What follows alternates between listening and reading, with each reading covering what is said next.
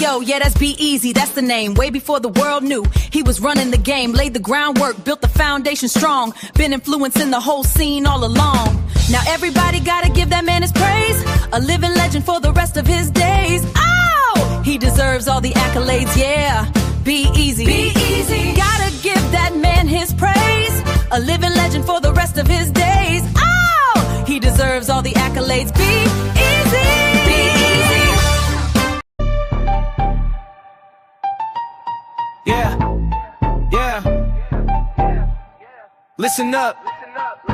It's B-Eazy Dat Dude, the great. He ain't fake, he one of the real guys.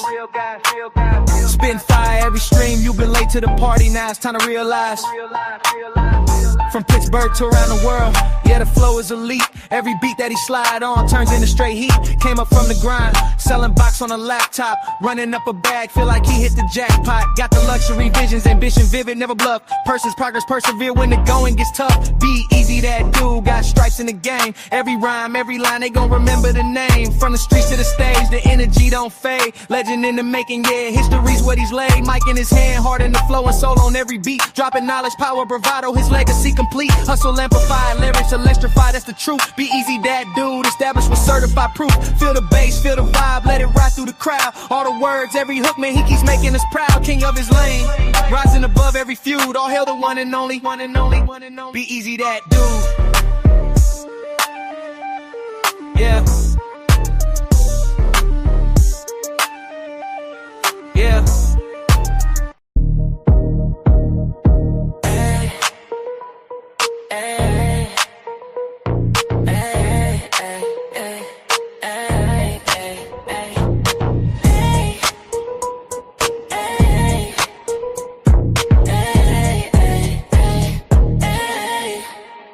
He always do it big, you know who it is. B-Eazy, B-Eazy, B-Eazy Dat Dude. He on his way to the top and he ain't about to stop. You thought he would flop and didn't wanna give him props. The things you dreaming about he already did do. Now it's time to soak a game he about to give you. Like, share, follow, and subscribe. Hit the notification bell to tune in when he goes live. Make a contribution if you feeling the content. Tap into the realness if you tired of the nonsense. I mean, no disrespect, ain't trying to sound rude, but the world already knows that B-Eazy's that dude. Ooh.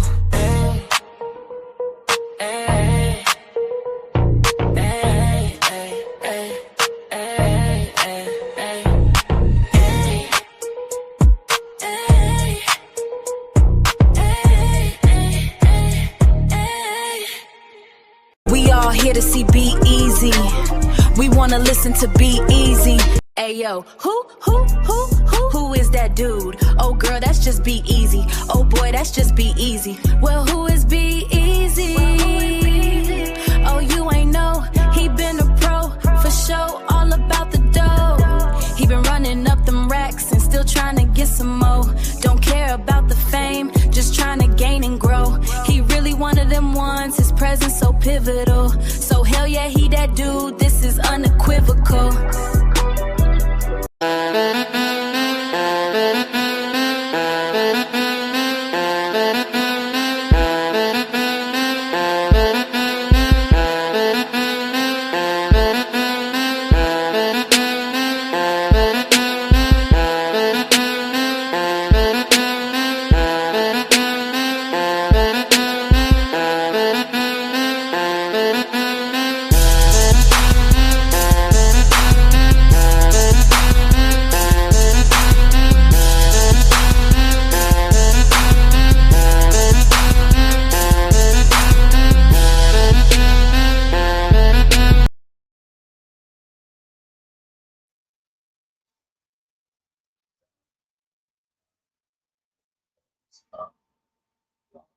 This is, y'all know who this is. B-Eazy Dat Dude, and in to stream with another one. This one is gonna be about controversial topics, so it will be a doozy. I don't like to keep y'all waiting. So before we get this thing started, you know, I gotta If you know the song, sing along. Yeah, you're right. 私も地元民。と言っても、実はさすがにです。もう友達できたの？うん。グッドはこっち見ない方がいいかも。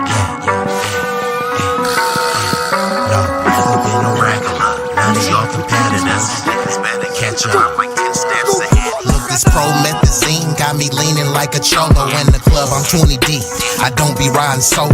Pull some bad bitches, they vanilla and cocoa. They wanna take some photos when we kick it out in Soho. Chicks are showing tits and popping pussy for my promo. Told them like juvenile, baby, moving for me slow mo. Then I'm right back to the block, cause I keep getting moto. I be flipping, not shrinking. I don't give a fuck about no ho.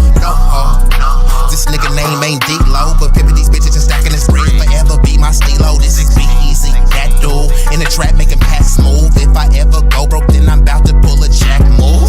Since a nigga healthy, I don't even gotta worry. With my bitch from Fiji, eating tandoori and chicken curry. That ism is really in me. My pimp game international. I design my own clothes, so I be always looking fashionable. Here's a couple facts about me that y'all didn't know. Some of y'all be getting bread, but I be getting bigger, dawg. I got bigger guns and a whole lot of bad.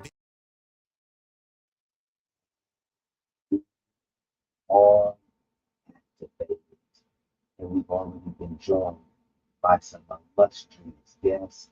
Yeah, audio check. Y'all let me know in the chat. Everybody, big O, let me know. Could you hear me? Drop a 1 in the chat if you can hear me before I proceed. Because, you know, I'm about to cook. I got the chef's hat and the apron on right now. So before I proceed, y'all let me know. Could y'all hear me? All I need is just one person in the chat to let me know if y'all can hear me. Drop a 1, a thumbs up. Okay, hold on. You said it sounds muffled. Okay, give me 1 moment.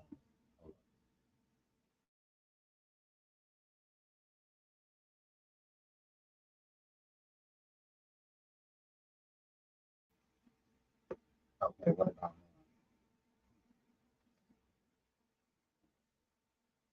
now?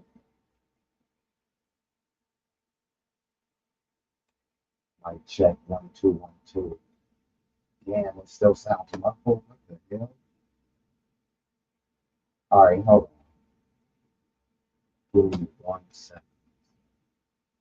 I don't know what's going on with the audio. Oh, you know what? I know what happened. Give me 1 second. It's hooked up to my camera, so it's picking up the camera audio. That's what it is. My bad. Give me 1 second. So actually, while I unhook the camera, let me hit y'all with the video. Okay. Give me like 40 seconds.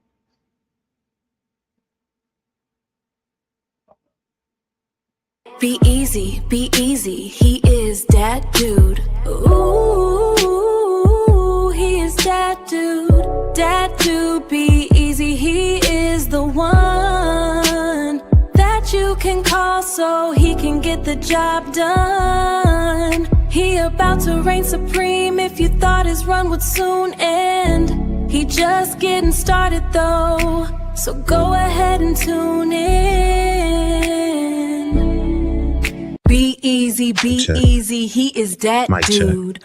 Ooh, ooh, ooh, ooh, he is that dude.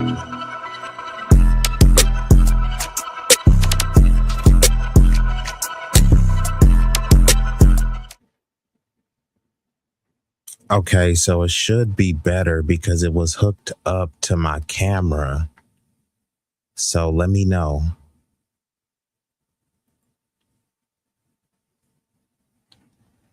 Mic check. So yeah, y'all let me know how it sound. Okay, cool. Thanks. Yeah. What happened was I had hooked up my USB camera. So yeah, my apologies. So hold on, man. I gotta, give your apologies. So hold on. Just give me 1 second. Talo. Sorry. Sorry.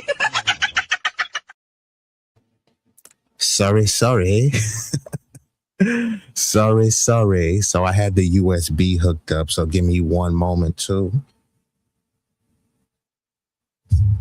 Yeah, I had the USB mic hooked up, and then for some reason it was picking up from that mic versus this microphone. So, but like I said, I've already been joined by some illustrious guests, so I couldn't even give y'all the proper introduction. So I'm gonna get right into it though. But let me give a shout out to Big O. Slid through. Also, we got Sunlight from the Sunshine State, shining brighter than a diamond. Florida in the house. And we got Frank Nitty. Frank Nitty, where you at, Frank Nitty? Are you out in Cali? You in the Bay? What state you in, Frank? So we got Frank Nitty coming in, looking extra gritty. So let's just get right into this thing. So my apologies. I'm kind of bummed about the audio. I didn't even know that when I first came on, it was extra muffled. So, I didn't mean to do that to y'all ears like that. But let me get into this video. So just in case y'all don't know, there's this story. You from NY, but you in Cali. Got you. Okay. Salute to NY. And but actually, before I pull this up, let's get into this story. Let me pull this screen up. Hold up. Shout out to Big O. Oh, and let me pull this other banner down. This one will be a interesting stream tonight. So I'm going to make it bigger just so y'all can see. And this is going to be in the theme of no lacking, right? If any of you guys are boxing fans, you know that the number one rule is to protect yourself at all times. Many people have families. So not only do you have a family to protect, self-preservation. You need to protect yourself so that you're here and able-bodied and able to protect your family.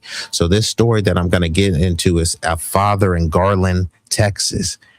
He had to boom bap a dude and get him up out of here, right? Because he attempted to carjack his vehicle with his family inside. That sounds extremely terrifying. So this happened a couple days ago on May 3rd. So he was confronted by a man attempting to forcibly steal his car with 8 family members, including his children inside. So you're not just fearing for your life, you're fearing for your family's life, including women and children. The suspect was later identified as 30-year-old Jose Ramirez. He had crashed the green vehicle into 2 other cars and then tried to enter multiple vehicles in a nearby parking lot. So apparently he was running around, and I'm going to get into the news story. This is just the incident overview and a prelude to the content and the discussion, right? So the confrontation, as the suspect approached the family's white Chevrolet Impala, a struggle ensued between the father and Ramirez. Surveillance footage shows that the father stepped out of the vehicle, attempted to prevent the suspect from driving away while the family evacuated the car. Now, he was trying to steal the car with his family still in there. So as he's trying to steal the car, many of his family members were evacuating, and the father is fighting off this deranged carjacker. Now, I don't know if he was just trying to jack the car because, hey, he saw a nice ride. Maybe he wanted to traffic the people. Maybe he was just fleeing the scene because they said he hit 2 other vehicles. We don't know. It's all speculation now. He's not here to answer these questions. So after nearly a minute of a physical struggle, now that's a long time in a street fight. A lot could happen in 1 minute in a street fight. How long does it take for someone to swipe you with a blade? How long does it take for someone to pull a trigger, to throw a rock, to spray something, to hit you in the nuts, to eye gouge you, to pull your hair, to headbutt you? Don't take a minute to do that. So a minute in a street fight could seem like a lifetime. And even if you win in a fight in a minute, if somebody's able to dance around for 2 minutes and you get tired, you might get knocked out. You was winning the first minute, but now the fight is 5 minutes. And now, you didn't have the stamina. So hold on. Ramirez was unarmed. So hold on. After nearly a minute of the physical struggle, the father, standing near the passenger side, discharged a firearm, fatally wounding Ramirez. So Ramirez, he's gone. He is no longer with us. So this is the safety in the legal context. Ramirez was unarmed, but law enforcement noted that he was using force to attempt the carjacking, and the father could not reasonably know the suspect's status. Garland police does not expect to file charges, stating that the incident appears to meet the criteria for lawful defense under Texas law, including stand your ground and castle doctrine provisions. All family members, including children, escaped without injuries. Thank goodness. Hallelujah. Witnesses noted the suspect's erratic behavior, emphasizing that the father acted to protect his loved ones. Yes, that's how you protect your family, right?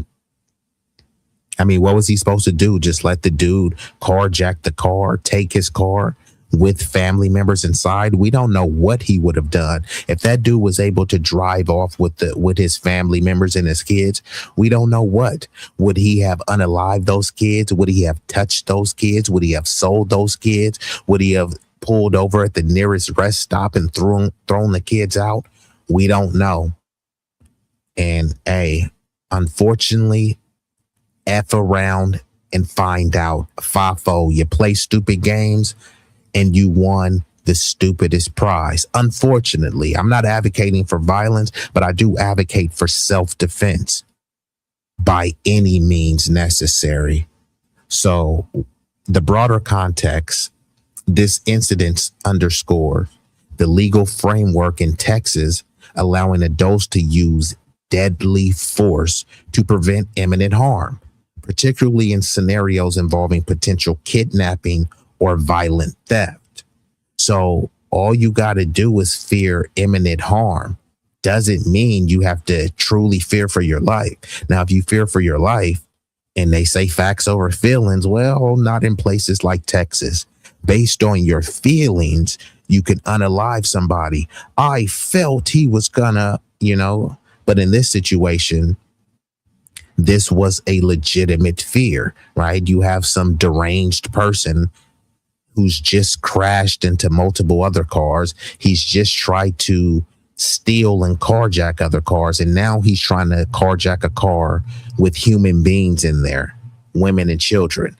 Yeah, that does sound like a fearful situation. And the father acted accordingly, right? So this case has drawn both local and national attention, which is why I'm covering it. And I'm in California. Now, the cold part about this is that if you had did this same thing in California, you probably would be going down. As much as they try to talk about California, California, they just let anybody out. Yeah, they might let a shoplifter out and people will try to make it seem like that's the worst thing in the world because someone was homeless and then they locked the homeless dude up. But in terms of violent crime, I mean, California locks a lot of people up. The reason why their prisons are overrun is because they got so many people that haven't done violent crimes in there. But if you did the same thing in California, you might be going down with the Erder case. Put the M in front. Yikes. Talk about self-defense. But hold on, let me go ahead and I'm gonna pull the story up for y'all. Give me uno momento, but it looks like we've been joined by some illustrious guests. And Frank Nitty says facts. Frank Nitty, you from New York. It's the same thing in New York. They have all of these tough on crime things, but if somebody is going to rob your family, they're telling you, imagine this situation. If this dude didn't have a firearm, not only would his car have been jacked, but hey, you can get other cars, but his car would have been jacked with women and children inside. We don't know what this sick, deranged man had planned for his kids. We don't know. He had already crashed into 2 cars. So what if he would have crashed into another car with the dude's kids inside? So like I said, I'm not an advocate for violence. I'm not an advocate for, unalivings. But in this situation, the dude had to protect his family. He feared for his life, the life of his 8 other family members, and he feared for imminent harm. And based on Texas law, it permits him to act accordingly. So I don't think this was malicious. Some people are mad and think that, why didn't he call the cops? But imagine this, if he didn't pull out the firearm, what else was he supposed to pull out? Hey, help, someone help. Like, come on. What were other people going to do? They were going to run over there. By the time they got over there, what were they going to do? The dude could have already drove off. What, he was supposed to let the dude drive off and then call the cops? Yes, I want to report a kidnapping. I was right here with a firearm and I just let him drive off, man. Could you catch it? Like, come on, bruh. And now you got to hope that the cops find him and do a high speed. No. You play a stupid game, you win a stupid prize. You're trying to jack the car with your wife, your mother in there with a bunch of kids. He had 8 family members with him. And I'm supposed to just let a dude jack my car? No, bruh. Boom, bap, and hope you go to the upper room. Am I supposed to feel sorry about that? No. How else was he? They were fighting for a minute. A minute is a long time. It doesn't take you a minute to pull the trigger. So prior to him pulling the trigger, he tried to fight the dude off. Maybe the dude maybe he has some jujitsu training. All I know is I don't care if you bench press 100 pounds. I don't care if you bench press 300 pounds. You try to carjack me, especially with my family. Boom, bap. Flatline. I'm just saying. And we've been joined by the marvelous my boo. What it do in the building. She says, what's good with you? Well, I'm just over here trying to cook. I'm trying to cook like you be cooking on your channel. My boo be over there cooking it up. You feel me? I still gotta holler at my for a plate, maybe some snacks on the side. You feel me? But salute to my. And then it looks like we've also been joined by last call, Mr. Midnight Soul himself, reporting from an undisclosed location in Northern America. What it do? Yeah, like Frank says, 1 minute is a long time in a fight. How long does it take for someone to headbutt you? If you get on the ground, how long does it take for 2 other dudes to start kicking you? Imagine you was on the ground getting stomped for 1 minute. Imagine they say, okay, cool. You got to get jumped in by 10 of our hardest hitters for 1 minute, and they just socking you in the jaw. It's a lot that can happen. If somebody is stabbing you, it doesn't take 1 minute for someone to stab you. For someone to pepper spray in your face, that doesn't take 1 minute. All of these things happen in street fights. When you saw the movie Friday and Craig picked up that brick and threw it at Debo, did it take him 1 minute to throw that brick? Did it take him 1 minute to swing that brick? So I'm just saying. So let's get into it. And shout out to my because I do need that plate and snack. Actually, I need the whole course. You know what I mean? Full course, because we got to bring that back. I know people talk about trad this and trad that. What happened to full course? So I need the appetizers, right? Then I need the bread, the salad, the main entree and dessert, you know what I mean? And then a midnight snack. Could we bring the midnight snacks back? We got to do the full course. Appetizer, breads and salads, main entree, dessert, and the midnight snack. Could we bring that back? If anyone can, the marvelous my. Hey, I appreciate that. You're speaking my language. I salute to my. I appreciate you. And we've been joined by the hardest working mod on YouTube, Vibrant Law, in building. And, you know, if you are feeling generous, you can hit your boy on the Cash App. Or if you're unable or unwilling, it won't cost you a fee. The likes are free. Let's get back into this thing, though. So I'm going to pull up the screen. I gave y'all a prelude to the discussion, and we're going to pull up the video, and let's watch this in more vivid detail. 66 and Dairy Road. Police say the man had tried to steal several vehicles by force before trying this one. He was taken to a hospital and pronounced dead. Fox 4's David Sintendry has more from the investigation. David. Yikes. And just so y'all know, I will have to pull it down like this, but then I can just pull it back up just to make the video transformative and to give my commentary. But y'all saw bro was in the car. You know, that seemed like a bit of a tussle. Mind you, his kids are in the car. So I'm going to play this one more time on mute right here. Okay, so you saw the dude walk up, and then it looked like he raised something. He raised his fist like he was finna hit him. Like, come on. And dude, he hopped out with the blammer. You feel me? Dude hopped out with the blammer because he like, bro, what are you doing? Chill. You know what I mean? So this does seem like a fearful situation. You have to imagine he's in the car with women and children who can't defend themselves. This is their sole protector and provider. And we got this deranged man just walking up. And that's why I always tell people, if you're disabled, you should practice your Second Amendment right. If you're a woman, you know, like, because let's just say this was a woman, right? The best way for her to protect herself would have been with a legal firearm. Many of you don't have a record, so why don't you? You know what I mean? And fine, if you don't want to do the firearm, get you a taser, get you some pepper spray, a stun gun, something so that you can equalize, you know, the battlefield, you know. And I'm not trying to promote the violence, but, you know, unfortunately, where there's people, there will be crime, there will be mayhem.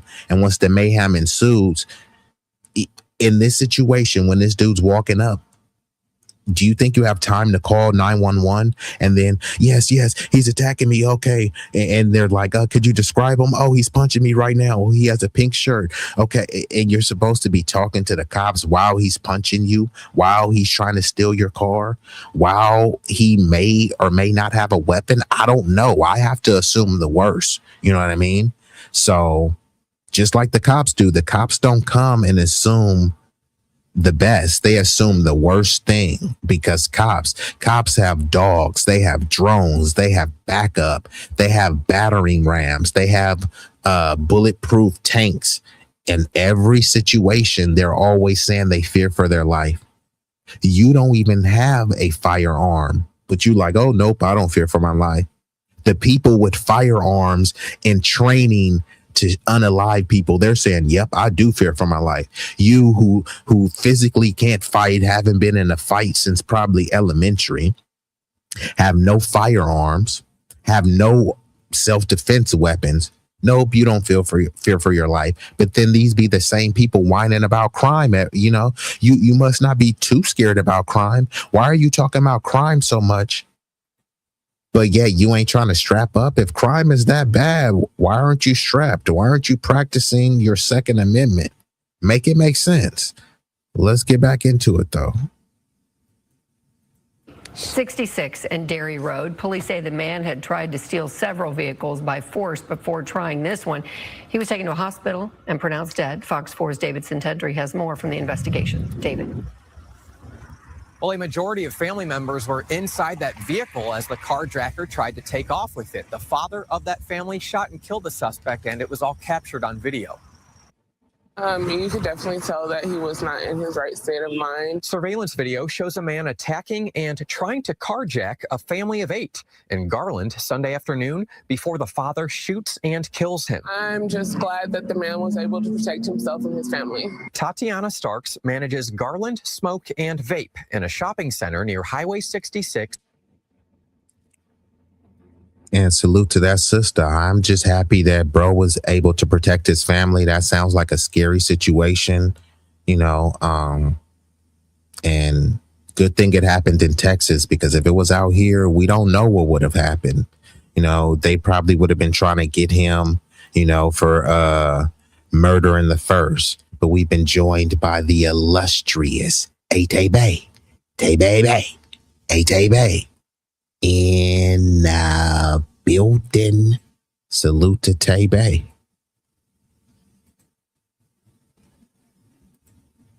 Sunday afternoon before the father shoots and kills him. I'm just glad that the man was able to protect himself and his family. Tatiana Starks manages Garland Smoke and Vape in a shopping center near Highway 66.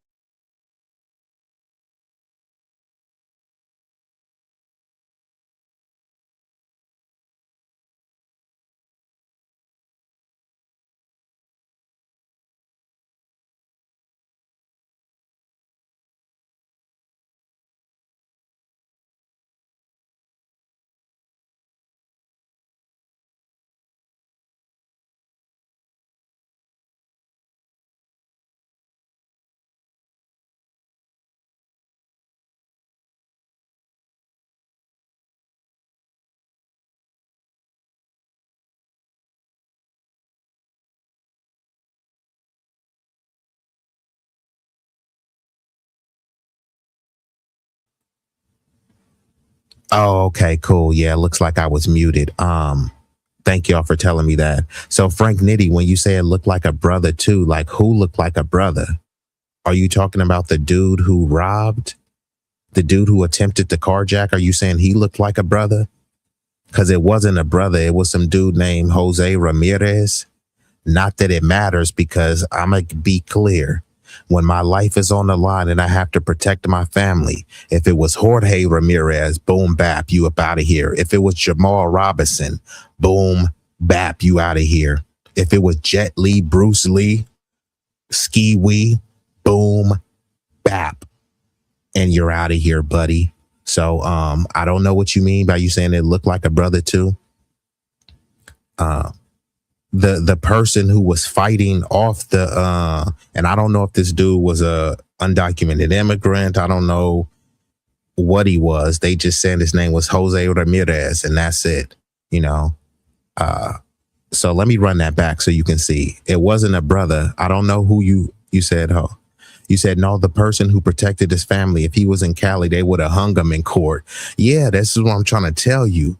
In Cali, yeah, they want you to call the cops. Like if someone breaks in your house, they want you to have a gun in the safe. And I'm like, excuse me, sir. I know that you just, you know, are threatening to go in my daughter's room and do ungodly things. But do you mind if I punch in my 4-digit code to get my firearm out of my safe so I can protect my family? Like, come on, man. No, I'm going to have my thing right by my side. So when somebody comes in, they get hit with the blammer. They get hit with the blicky. But in Cali, that situation gets sticky and they try to say, well, did you really have to shoot them? You could have called the cops. No, I couldn't. And Big O say, Cali like that? Yeah, it is. A lot of these blue states are like that. These are the same ones because they talk about this whole tough on crime thing. So they criminalize every little thing so that since everything's a crime, they always have bodies to throw in there. But at the same time, they talk about crime. Oh, these neighborhoods are so violent. So, okay, fine. You don't want me to live in your neighborhood. This is what a NIMBY is, right? Not in my backyard. You don't want me to live in your neighborhood. Okay, fine. I live in the hood, the notorious hood that you whine about. What about Chicago, right? Okay, fine. I live in Chicago. I live in Chirac. And then what the Democrats want to do is they want to take your guns away and just say, okay, fine, walk through this notorious neighborhood that we don't want to live in. We don't want to do anything about the dilapidated buildings. We don't want to do anything about the gangs or the crime or anything. All we want to do is say vote blue no matter who, right? Nah, y'all should be the ones champion gun control, right? If I'm going to have to walk through the notorious streets of St. Louis, Baltimore, and all this stuff, By the time somebody try to rob me and jack me, there's no cell phone that can get you help, right? You screaming, they're after me. That's not going to stop you from getting forcibly penetrated, from someone stabbing you. But what will is if you had a legal firearm to match fire with fire. Someone has a firearm and they want you to match firearm with the cell phone, right? Somebody pulls out a Draco and you like, here, I'm going to call 911. No, somebody pulls out a Draco, but I see that Draco is bulging. And as they're reaching for it, boom, bap. You know what I mean? And you lucky if I kneecapped you, you know what I mean? But, I might one up top you, you know what I mean? Who knows? All I know is I have the right to defend myself. And you should be thanking me, because if that, y'all consider these people the scourge of the earth anyways, and they are causing mayhem to our communities, right? So no, this ain't no black on black crime. This is self-defense, you know what I mean? And I'll defend against black, white, yellow, blue, purple, anything. Why aren't the Democrats pushing that message, right? For people to defend themselves with legal firearms. All of these Democrats, they have firearms. What did Kamala Harris say? If you come in my house, you getting shot. But Kamala Harris still wants to be tough on crime and try to lock people up because they're running around with firearms. And then they want to talk more about gun control rather than responsible gun ownership. They already have these background checks. They already have red flag laws, and they try to frame everything as it's a gun issue. It's a gun issue. No, when a white supremacist goes and shoots up a black church, that's not a gun issue. You know what I mean? Right? And then if we already know that these gangs have guns, why shouldn't Big Mama have a gun? Like, for reals, right? If it was some crusty, musty, dusty nigga terrorizing the hood, but you knew grandma didn't want to leave the hood, and grandma said, baby, I've been here for 50 years. I ain't never leaving, right? Grandma don't want to leave. And if grandma want to walk down the street and she say that, hey, she want to have that thing on her, like, why shouldn't grandma have that? It's within her legal rights. But then you want to promote that, no, she shouldn't have to have that. Okay, cool. Then how is she going to protect herself? By just calling the cops. By the time the cops get there, which many times they come sometimes an hour later, what do you think's going to happen to grandma or any other vulnerable person in there? So yeah, we should be promoting more of the 2A stuff, especially if you want to clean it up. Y'all talking about that YNs running rapping. You ain't going, hey, I'm sorry, bruh. Some of y'all gonna have to go. You know what I mean? Not because you need to go. It's just because, unfortunately, many of you guys are lost causes. You know what I mean? You don't need to be that, but some of you guys are. And, it's just going to take some waking up. When you think about the deacons of defense, you think the deacons of defense would have let some YNs run around terrorizing the communities? No, the deacons of defense were strong men with wives who were principled men, who had conservative values, not in the sense of conservatism. Now I'm talking about a collective mindset, right? You think the deacons of defense would just be letting gangs and miscreants run around the community? No. So if these niggas is running around, yeah, I'm a YN, I'm gonna slide on an op, they have to have someone that's going to contend with that firepower. You're not going to be able to read some scriptures. You're not going to be able to shame those people. You're not going to be able to whisper Negro spirituals and think you're going to contain that issue. And you can keep calling the cops and all this stuff to lock them up, but you can't lock everybody up. Eventually, they're going to let those people out because they want the crime to persist. Because when the crime drops, crime is at historic low levels. And they still, every year, they whine about crime. What about Chicago? It's like, I thought y'all cleaned up Chicago. No, we just can't figure it out. They can figure out how to get to the moon, but they can't figure out how to clean up a crime-infested area. Like, make it make sense. All these areas need is economic investment. Most crime is economic. People are committing crime not because they just inherently love doing crime. They're committing crime because there's sayings, colloquially, crime pays. So if crime pays, of course, that's what people are going to gravitate to if they don't have opportunities. Then they say, okay, well, we don't want to fund the schools, but you'll complain about how the school is failing, right? And even when they fund the school, there's anti-blackness and mismanagement of funds. Lock those people up. Those people that are mismanaging funds for kids, lock them up.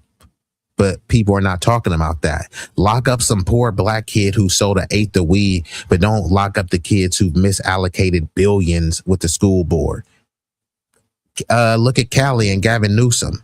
It was supposed to be like 24 billion allocated towards homelessness. No one knows where it went. And then they start talking about some other nothing issue.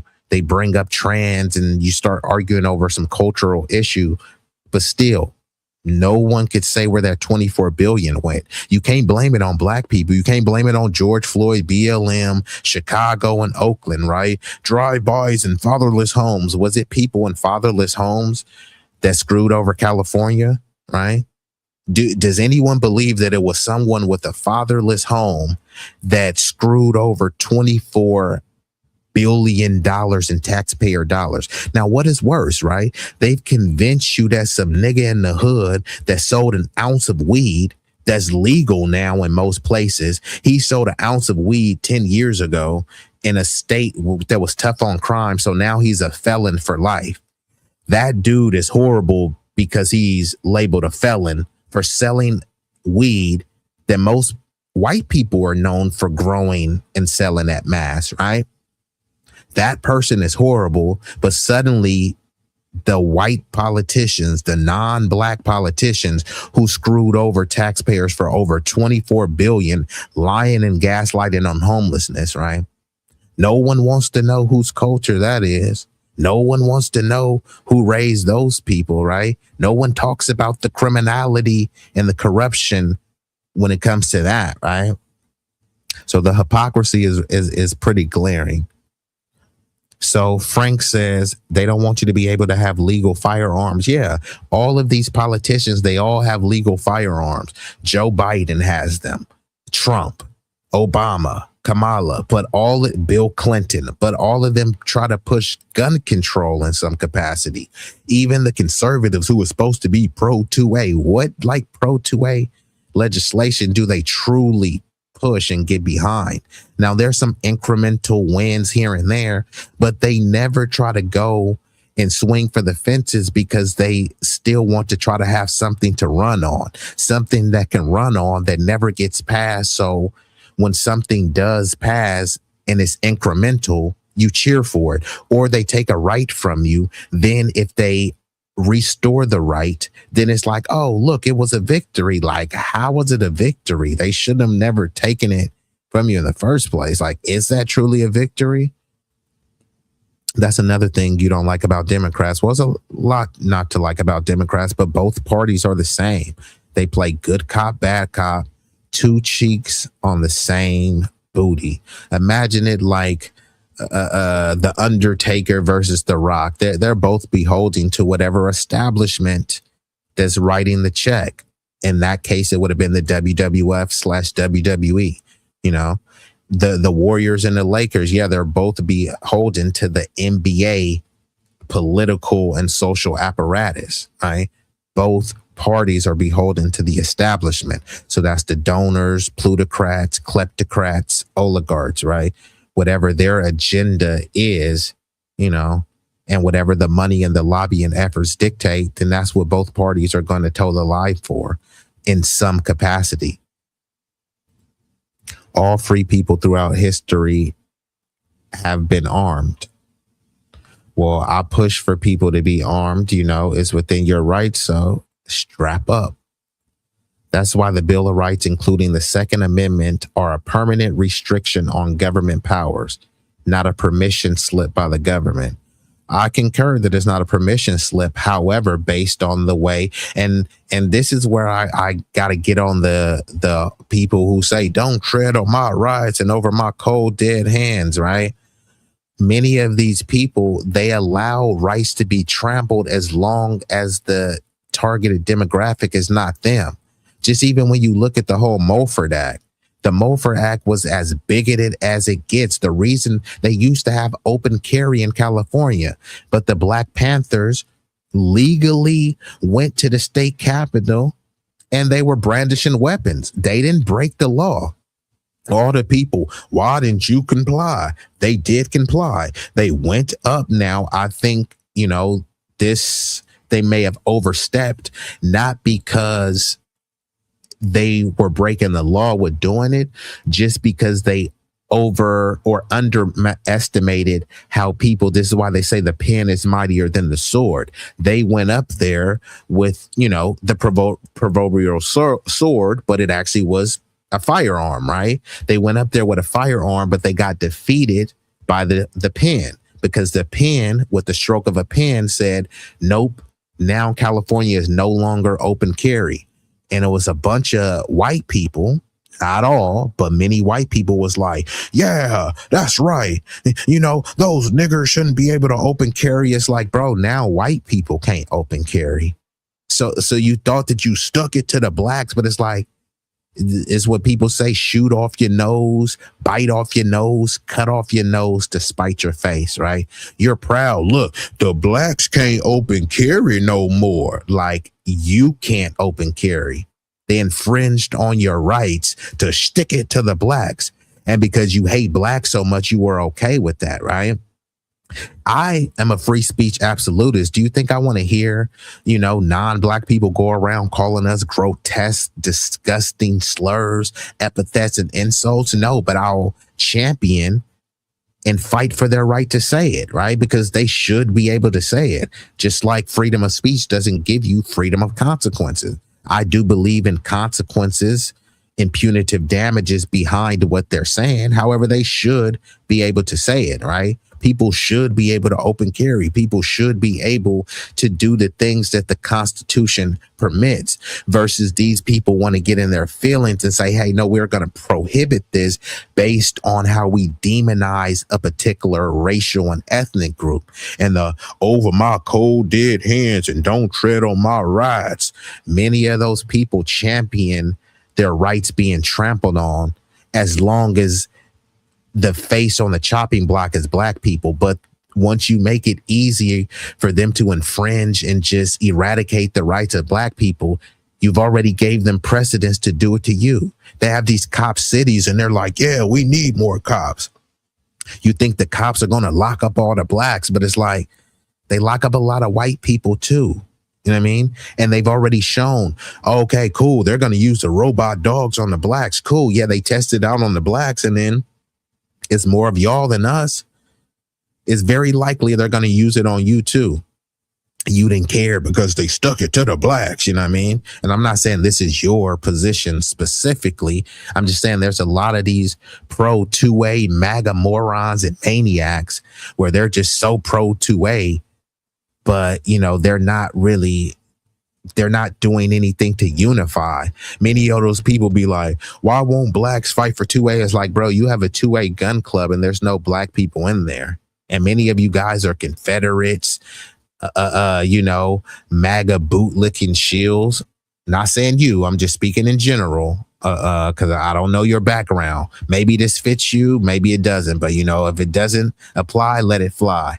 But what I'm just saying in general, what I've noticed based on my observation, many of the don't tread on my rights, the pro 2A people, many of them are anti-black, which is why you never see them doing collaborations with black people or having, when they have a militia group, right? Why the militia groups always are race-based, right? They'll rather have a Russian, Bolivian, Bosnian, Albanian immigrant that identifies as white rather than some foundational black American freedmen. And these same people will talk about, why do you gotta make it about race? I'm America first. They're America first until they see somebody with the same skin pigment. All you got to do is look at when Floyd Mayweather, a foundational black American, fought a white Irish dude, Conor McGregor. Most of the white people out here was rooting for the white dude, the white foreign immigrant. Okay, That's how people are with this whole "don't tread on my rights" militia stuff. You know what I mean? Why is there a white militia? Why isn't there an American militia that represents what America looks like? Nah, they got Patriot Front, Oath Keepers, Proud Boys, all of them acting like victims.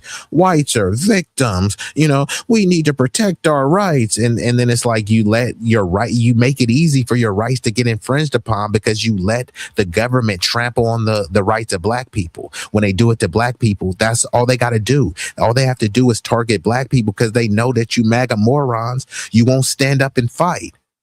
This the same thing that they did with the Mofer Act. California was open carry.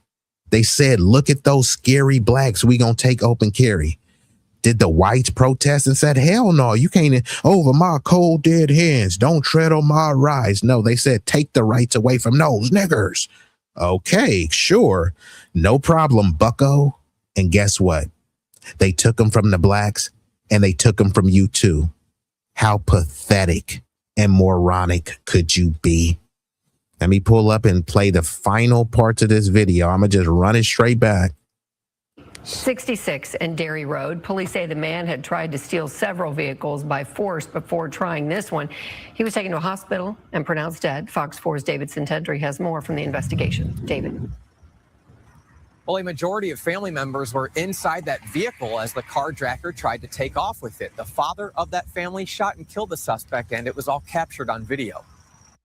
You could definitely tell that he was not in his right state of mind. Surveillance video shows a man attacking and trying to carjack a family of 8 in Garland Sunday afternoon before the father shoots and kills him. I'm just glad that the man was able to protect himself and his family. Tatiana Starks manages Garland Smoke and Vape in a shopping center near Highway 66 and Dairy Road. We heard a loud crash. Garland Police Department says the carjacker initially crashed into 2 other vehicles. While we were responding to the scene, we received more information that the driver of that car had exited and immediately began physically trying to get into other vehicles in that parking lot. Starks says she saw the man breaking into several vehicles at a gas station, so she took cell phone footage. He tried to get in several different cars. She stopped recording as the man began walking across the street toward her. Did he make direct eye contact with you? Yes, he was walking very intentionally. The family of 8 unaware of what was happening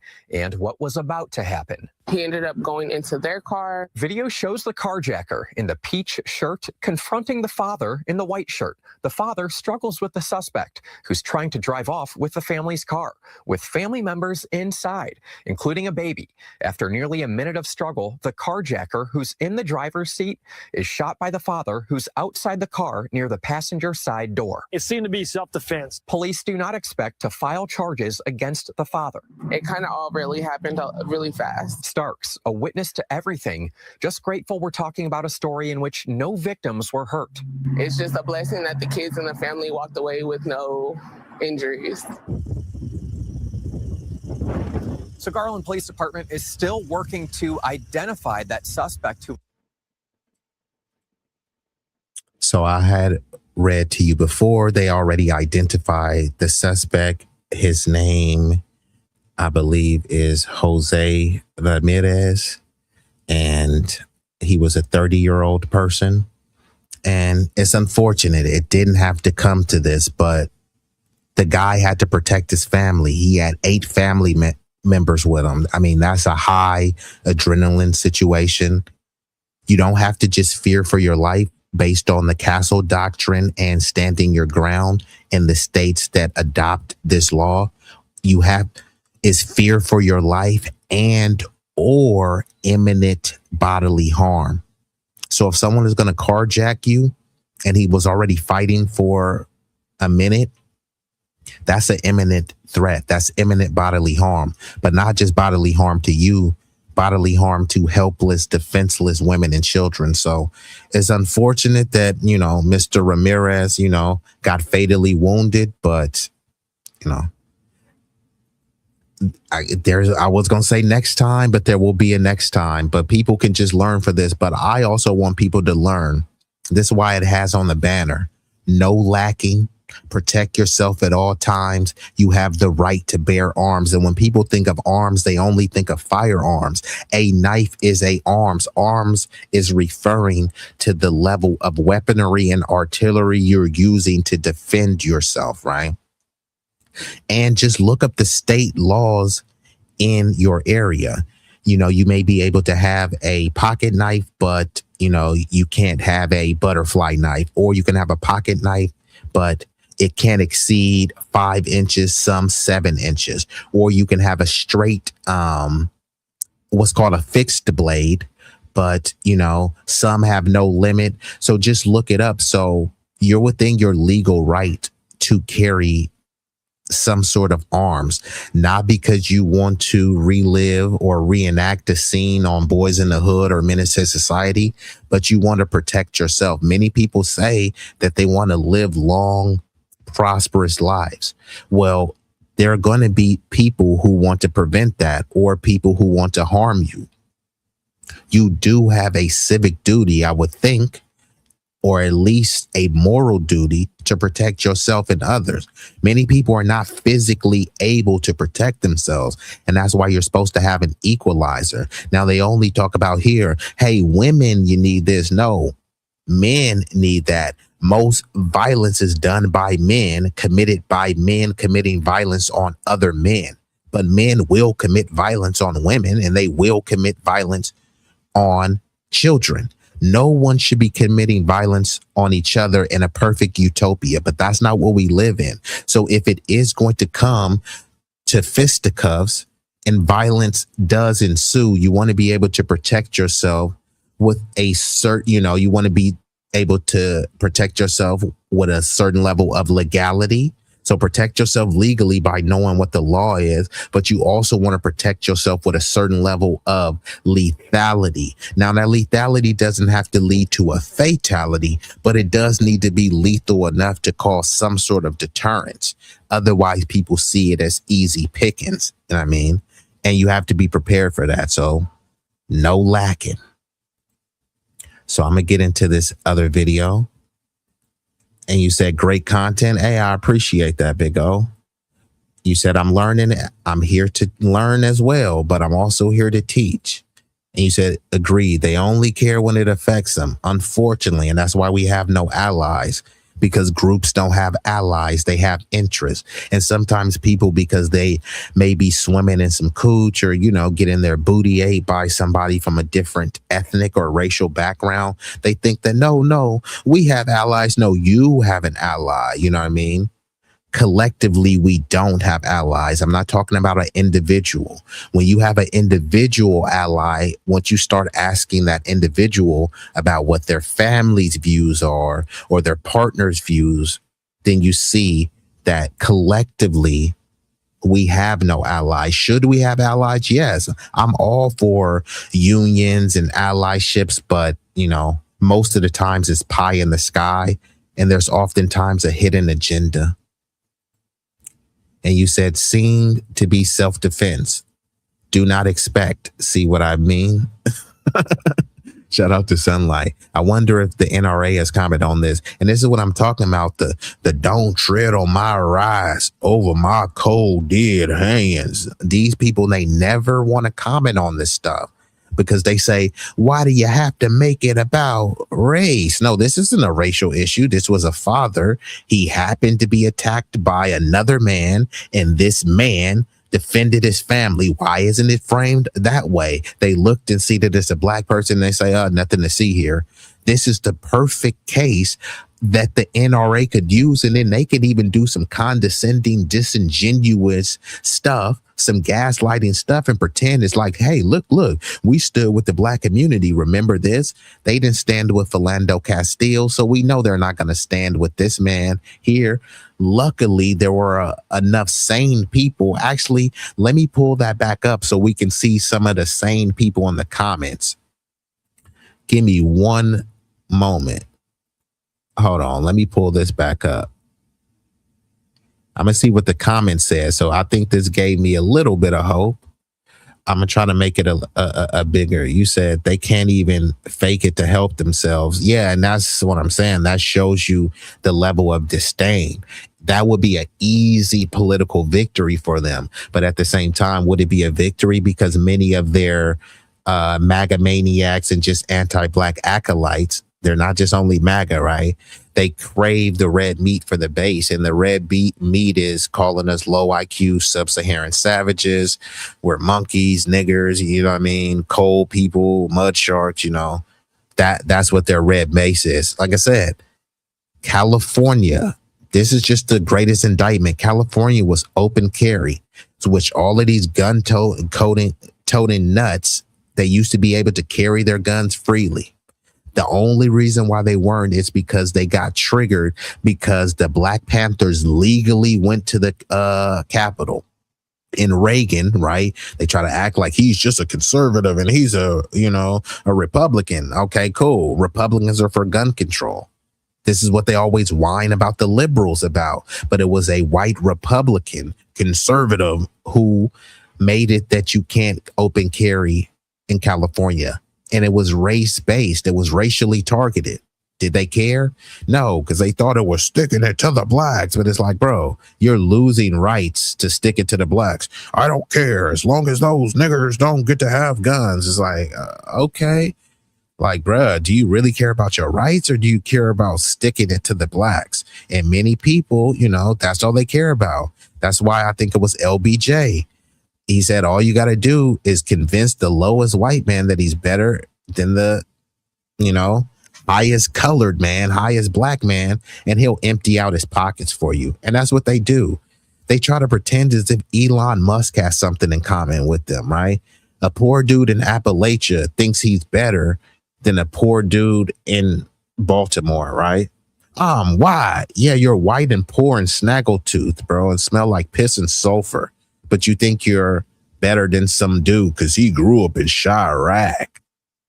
And you think that you have some sort of camaraderie with Elon Musk because you have the same skin pigment. Elon Musk wouldn't piss on you if you were on fire. You have more in common. You from the hood, the poor white trailer park hood, and this dude is from the black hood. Y'all have more in common with each other, but you think that Elon Musk is what, you can live vicariously through him. Okay. Let's see some of these comments, though. Could y'all read it? If not, I'll read it to you. This person said their infant was still in the car. There was no room for negotiation. Dad acted with restraint, but also efficiency, respect. Hey, shout out to this person. Infant was in the car. So not only did the dude try to carjack him, he carjacked him with a little baby in that car. We don't know what this sick, deranged person was going to do. Was he going to touch that kid? Was he going to delete that kid? Was he going to sell that kid? I don't know. And like this comment says, there was no room for negotiation. Boom, bap, you're out of here, buddy. The father went out of his way to make sure the direction he was shooting, he was as safe as he could tell. A thoughtful man. Yeah, salute to him, right? Not only did he discharge the firearm safely, he made sure that his family was safe. He didn't shoot recklessly like a sideways, sidewinder gangster movie acting thing. No, he responsibly, he was trying to fight the dude off. Now, he did whip out the strap like, hey, bro, chill. I'm with my family. Back up. The dude still, even when he had the firearm, if someone sees that you pull out a firearm and they're still charging you and want to fight you, I mean, that seems pretty scary and seems dangerous because the firearm is not a deterrent. They're still coming forward rather than backing up. Now, if the dude pulled out his firearm, because that's how we do. Hey, look, bro, chill, bro. I got it on me, man. I got that thing on me, bro. You feel me? Chill, or I'm gonna blame you, bro. You gonna get hit. The situation gonna get sticky. You might get hit with the blicky. You feel me? If someone is still coming forward after all that, yeah, that's a scary situation. The hearts start racing. I'm just saying, he had to protect himself. This person said, Dad not only saved his family, but many other innocent folks in the future. Great job, Dad. Yeah. So kind of a hero, bro. This deranged dude seemed like a warpath. He had already hit 2 cars, tried to jack 2 other cars. We don't know if other people were in those cars. I'm assuming they weren't because he couldn't get in there. He saw this dude. He tried him. Just saying. Potentially saved a lot more people than his family. I would concur. That's a real man protecting his family. Glad they are okay.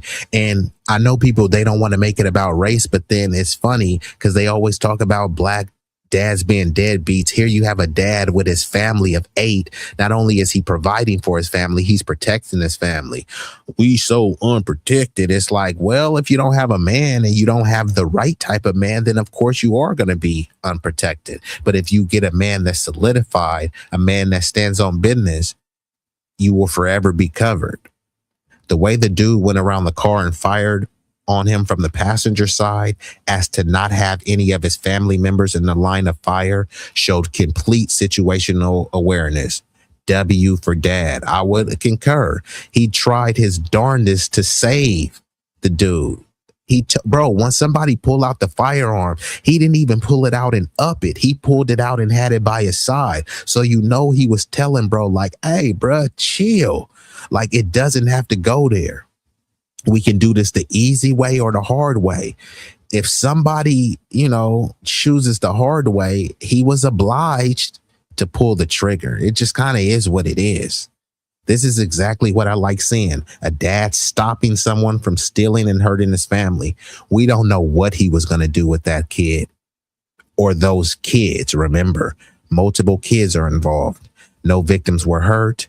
Good job, dad. So as you can see, I'm proud to see that most of the comments agree with dad.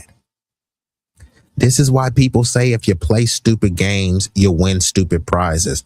I don't want to see people succumb to their injuries of being fatally wounded, but you have a right to protect yourself, and you have to protect yourself at all times because we never know what danger is going to creep around the corner. And you said, I doubt he will be getting a lot of press for his active heroes. And that's why I'm covering this too, to say that, hey, you have to protect yourself at all times, but also to highlight that this man was he wasn't a deadbeat father. He was and is a dedicated father. And this is why fathers of all races, creeds, and ethnic backgrounds matter, but specifically talking about the foundational freedmen, the B1 brigade, right? Black fathers definitely matter, right? Not to say that some woman couldn't have fended off this person, but she shouldn't have to. She should be under the covering of a man. Many people live for that. And kind of like how I covered in one of my other segments, sometimes men feel that if they're not able to stand up for their family and provide for their family and protect their family, then what does their existence of a man or a male mean? So sometimes you do have to let people be able to be men. If a man is protecting you and willing to protect and crash out for you, don't try to jump. I'll fight that nigga. Like, man, we know that you're not scared. You're undermining his authority, his dominion, and his ability to keep you safe. If you would have stayed behind him, now you put yourself in the line of fire and gave this person an easy jab at you, an easy shot at you, when all you had to do was stay behind him. Now, there's going to be some times where he needs to get behind you, but that's what the perfect union makes. That's what the yin and yang makes. But in this situation, in this scenario, when he had to defend the honor and protect his family from imminent danger, you gotta let the bro cook. You know what I mean? You have to let his masculinity take over. You know what I mean? And I'm not saying that femininity couldn't have prevailed in the day, but you know what? The divine feminine, you're not really there for that. Your purpose is not that. It will be out of alignment, especially when there's a man right there, ready, willing, and able to protect his family. So this was an act of heroism. And I'll have to say, I tip my hat to bro, and I'm proud of him. You said that clown in Texas was going from car to car like Grand Theft Audio video game. And shout out to Friend Zone Millionaire. Yeah, bro, thought it was a game. Yeah, you thought it was a game. Now it's game over. You thought it was a game. Now it's game over. You play stupid games and he won the prize. That prize means you got no more coins. Your life has expired. And we've been joined by Lady Quantum Love in building. Miss Quantum, where you been hiding at? Salute to you. Love to see you. Oh, and look, I didn't even see Mr. 350, the big block boat rider. Big rig slaps in building. So we gonna get into this thing. We gonna keep it going. Salute to y'all. This next one, it may ruffle some feathers, especially. So I'm gonna just give y'all a disclaimer. If you're a Democrat shield,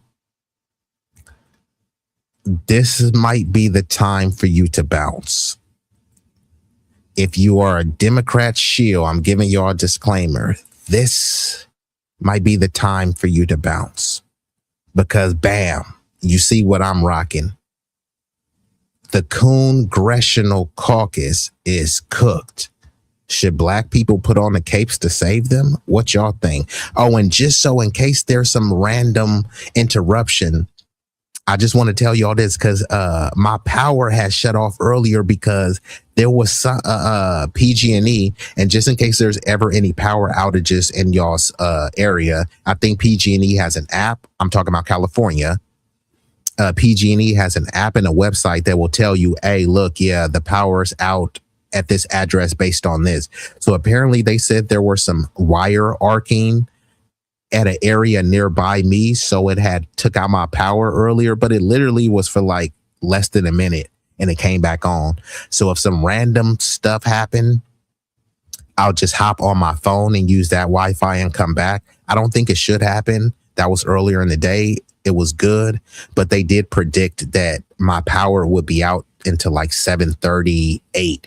But, you know, it's still going. So, you know, I'm rocking. So we gonna get into this, right? So y'all have heard about the Voting Rights Act being overturned and the Congressional Caucus is all in a tizzy. And I'm not saying I agree with the situation, but we've been yelling over and over. The country is anti-black. America is anti-black.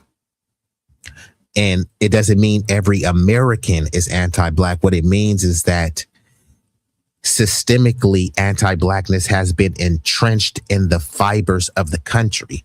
Sure, there's good people of every racial and ethnic background, but there's not enough people that want to overturn the system or upset the apple cart because they benefit as much as they're able to see the oppression, the subjugation, the racial targeting, etc.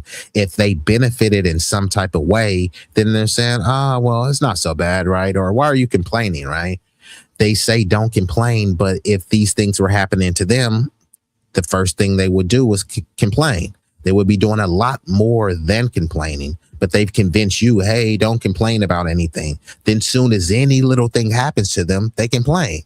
You got people, there's a legal term, it's called illegal alien. You can't call them that. No, human is illegal. Like, why are you complaining? You telling black people don't complain about being called a nigger because someone heard it in a rap song, but people should be allowed to complain about being called an illegal alien.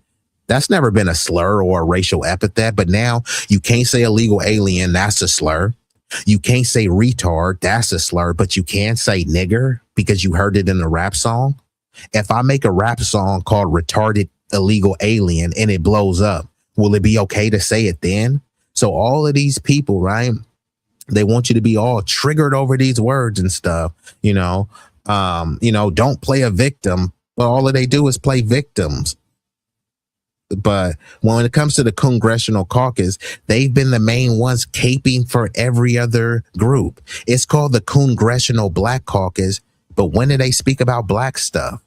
They literally cape for immigrants more than anyone. That's what it should be called. The Congressional People of Color Immigrant Caucus. They champion immigrants' rights over foundational black Americans. There's more immigrants in there than foundational black Americans. And it doesn't matter that you're an immigrant, but when those people get in there, all they cape for is more immigration for their people. If a Jamaican gets in and they talk about, hey, Jamaica, stand up. It's like, bro, What about the Black Americans? Oh, yeah, whatever. I'm Jamaican, so I want to get more Jamaicans over here. And we haven't even been opposed to that. But now you want to champion and say that we should crash out and vote blue no matter who to get nothing out of it, right? We should save the Congressional Black Caucus who's done nothing. All they are is black in name only. I mean, here it's representation. How is it representation when they've done nothing for you? All they talk about is relics in the past. Okay, fine. Love MLK, love Malcolm X, love Fred Hampton. What about the modern day versions of that? They have nothing to go on, so they just keep have to reach back to MLK. Okay, cool. I mean, that was a long time ago, right? 68. It's almost 2028, and they have nothing to run on. All they've convinced you is that somehow Oakland in the 90s was 47% black. Now it's 17% black, mainly because they've dropped a bunch of undocumented immigrants over there. How does that help the community, right? The Congressional Black Caucus has been championing this, and they've been trying to convince you that somehow this helps you, right? How does your neighborhood getting flooded by non-black immigrants help the black community, right? They'll tell you this: black schools are failing. Okay, cool. How are you going to help the black schools? By bringing in some non-English speaking students. And then we're going to give them resources to help them learn English. Well, actually, you know what? They don't really have to learn English because we've dropped a bunch of undocumented Hispanics. So most of them speak Spanish. So we'll bring in someone to teach them in Spanish. All of this stuff costs money. They'll have government programs. They give the money to the NGOs, and then they say, hey, we didn't give them the money. Yeah, you paid an NGO to give them the money. I pulled it up multiple times on here. They allocate money that only immigrants could have access to. If you're a native, indigenous Black American, nope, shut up, nigger. Pull yourself up by your bootstraps. But for immigrants, it's a bleeding heart. They say the same thing. What is seeking asylum? Seeking asylum is, okay, there were some gangs there. The gangs wanted to pressure you to get into a gang. This is just an example of asylum, right? The gangs want to pressure you into the gang. You have no place to go. So you run to the U.S. and seek asylum, and they say, you know what? If they don't go back, the gangs were going to kill them. Okay, that's sad, and I don't wish that on anyone else. Shout out to the Cornhusker. Shout out to the Hood Table in building. There's some hoods in Nebraska. Omaha, it can get ugly in Omaha. It can get ugly in Cleveland, Oakland, Philly, right? Where could we seek asylum to? You're a Black American. Your family members fought, bled, died for this country. Even you, many of us are veterans. Many of us have served this country in some capacity, right? You're told to get over it, right? But meanwhile, you're just supposed to let people from some foreign land come and leapfrog what you fought for and stop complaining. And then you stop complaining, but then all you hear about is people complaining. I'm supposed to get over being called a nigger and a slave, but somebody can't get over being told, go back to your country. I don't go around telling people to go back to their country, but I'm just saying, what is worse? Nobody was getting lynched saying, go back to your country. People were getting lynched being called nigger, though.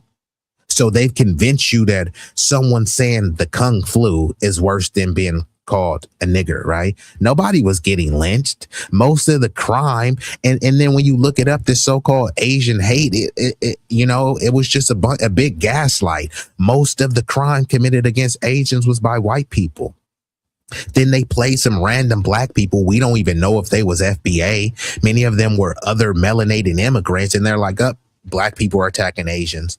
That year they passed that they called it the C-19 hate crime bill, but they denounced Asian hate 14 times. They didn't mention nobody else. They made it an all lives matter and then specifically mentioned Asian hate 14 times, which made it an Asian hate bill. Not only that, they allocated millions of dollars for them. That same, not millions, hundreds of millions of dollars. Don't take my word for it. Look it up, right? And then when they did that, guess who was the leading hate crime victim that year? You guessed it, Black Americans. So, and then how they framed the Asian hate, they said they were hate incidents. Like, hold on, I thought you said they were hate crimes.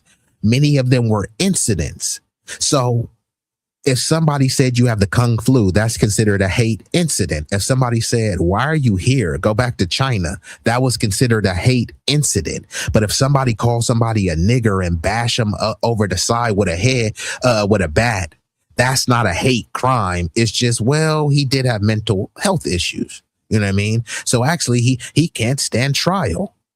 So like this brother is saying, hold on, let me get to this. The Asian hate was a psyop. Yes, a psyop that they were all too willing to be complicit with. Not all, but many of them. And I'm going around to say all this stuff. The Congressional Black Caucus supported all of this stuff. They supported all of this stuff. So what are we fighting to save them for? All they care about is themselves. And that's fine, right? That's why I always talk about a dog eat dog world, right? But where does that leave you? In a perpetual state of competition, in a perpetual state of fighting for every crumb, but backbiting, backstabbing, side bussing. I mean, do you want to live in a dog eat dog world? Many people do. They want to live in a dog eat dog world and then complain about the effects of said ideology. Like, what do you think is going to happen when you cultivate a environment where everyone is competing? It's not love thy neighbor. My neighbor is a dog and I'm a dog. It's dog eat dog world, right? It's not a why isn't the saying dog love dog world, right? that don't get a lot of traction, but dog eat dog world, that, you know, that's a prominent colloquial statement. And happy Mother's Eve to any mothers in here. Yeah, salute to all the mothers, you know. I want to give a huge shout out to all the mothers. The Hood Table too, continue to be a great mother. And anybody else is in here that is a mother, salute to y'all. You know, y'all definitely make society go around. You know, you don't really get enough credit for all that y'all do. Now, I also want to say this excludes the deadbeats. When people talk about deadbeat, they only focus on deadbeat dads. There's a lot of deadbeat parents in general. So it's not exclusive to a specific gender or sex. So this is excluding the deadbeat mommies, but for all of the mommies that are actually out there standing on business for their family, for their community, because you're raising these kids to be productive citizens in society, I have to tip my hat to that. And that's extremely commendable, because being a parent is, you know, one of the toughest jobs, if not the toughest job to do in society. And and this actually will be a great segue. I have a segment that I'm going to be doing called Parental Guidance, where I get the opinions of people that are parenting, people that are mentoring, raising kids, people that just have an experience in working with kids, because many times people try to parent their kids based on how they were raised, right? So some people whoop their kids. They don't know why they're whooping their kids. Well, I got whooped, so I'm going to whoop my kid. And I'm not saying that I'm for or against whoopings. I got whooped and I think I turned out fine. However, I do think there are better alternatives to whooping your kids. There may be a situation, circumstance, and scenario that calls for corporal punishment. However, there may be a way to avoid it entirely or to deliver the same impact of corporal punishment without a physical whooping. Shout out to my bro, Big Red, because Big Red, if I'm not mistaken, I don't think he whoops his son. I'm sure his son has cut up. I'm sure his son has done some things that he disliked, but did you have to whoop your son to get the message, or whoop your daughter? We all grown up getting whooped by our mamas, our daddies, our grandmamas, big mamas and stuff. But did it hurt or help us? So, you know, those are some of the topics I want to address for my parental guidance segment. So any parents in the chat that want to join, you know, you have an open invite. But lastly, you know, I do want to thank the mothers for all y'all do for society. Appreciate y'all and love y'all sincerely. And Friend Zone says politicians are used to their lifestyle and positions of power. They're removed from contemporary experiences. Yeah. And that's why this what the Congressional Black Caucus is. They've been accustomed to being showered with these lavish gifts by these lobbying groups. They don't care about the community. All they care about is their seat, you know, or, basically which corporate shill, which plutocrat butt that they can kiss the most so that they can get the most for their pockets, for their bank account, for their progeny, so that they can raise a kid to do the same thing. But now many in the younger generation, the millennial generation and beyond, are saying, hold on, wait a darn minute. If we can't all be equally comfortable, then we'll all be equally uncomfortable, right? We can't try to talk about meritocracy and then we see privilege and preferential treatment for specific racial and ethnic groups, right? Don't whine and say there's no such thing as a free lunch and no such thing as a handout, but then you give handouts, goodies, giveaways, and guarantees to people while at the same time saying there's no such thing as that. Why y'all big in the government? And then you look at all of these oligarchs. What's the thing that they always doing? Begging the government. They tell you that they want smaller government. They don't want smaller government to give them smaller checks, but they do want smaller governments on the regulations. They want to loosen the regulations to screw you over. They don't want to have looser regulations so it helps you, right? They say we want smaller government so that their AI centers can pollute neighborhoods without backlash. Then when they pollute the neighborhood, then they say, we did it legally. You know what I mean? Yeah, we poisoned Flint water, but it was legal. You know what I mean? Those gangs in South America were created by the CIA, culprits Ronald Reagan and Oliver North. And this is what I'm saying. Ronald Reagan was a scumbag. Not only did he strip away your rights, all these MAGA morons, because Ronald Reagan was the one. Trump got Make America Great Again from Ronald Reagan, and Ronald Reagan got it from someone else, right? But not all, but many of the MAGA morons and maniacs, they love to talk about the open borders and all this other stuff and mass amnesty. Guess who gave mass amnesty? Ronald Reagan.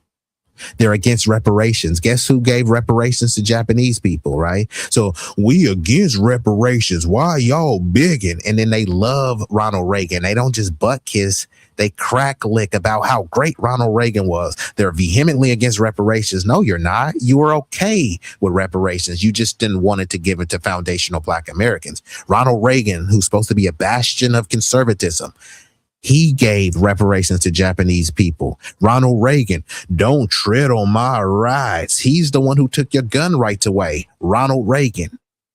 All the stuff y'all whining about, it was a Lily W. person who looked like you. You blaming all the Black people, but it's somebody that looks like you that's stripping your power and taking your rights away. And you still talking about George Floyd and BLM. But, you said you hands off at the household. Salute to Big Rig. I respect that, right? Because Big Rig, I know you was a little problem child. You feel me? I'm sure you got spanked here and there, and I know Big Rig, he's raising a very handsome, honorable young man. If you raising him the right way, if you teach him, okay, look, he's not going to be a perfect kid. He's going to cut up. He's going to do something that annoys the mess out of you.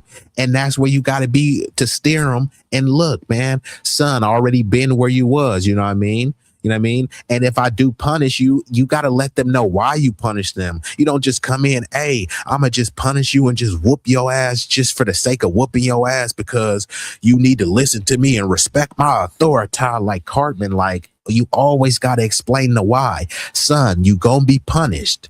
And this ain't because I hate you. This is why you can't be doing that. And I'm not raising a little boy. I'm not raising a fairy. I'm raising a young, respectable man. So you got to treat him as such. And your son, your daughter, your child has to comport themselves as such, right? Doesn't mean they're going to be perfect. Doesn't mean they ain't going to get on your nerves. Don't mean they ain't going to talk back. They ain't going to try to sneak out the house. They ain't going to get bad grades.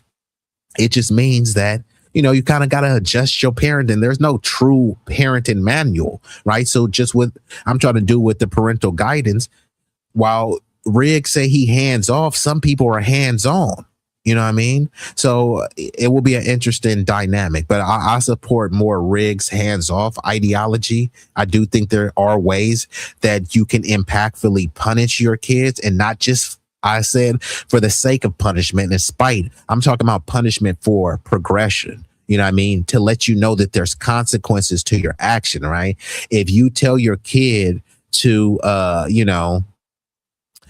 no company allowed when you're gone, and then you come back to the home and your kid has thrown, this Project X party, there has to be some consequences. There has to be some punishment. Now, I don't mean you need to strangle your kid or spank your kid.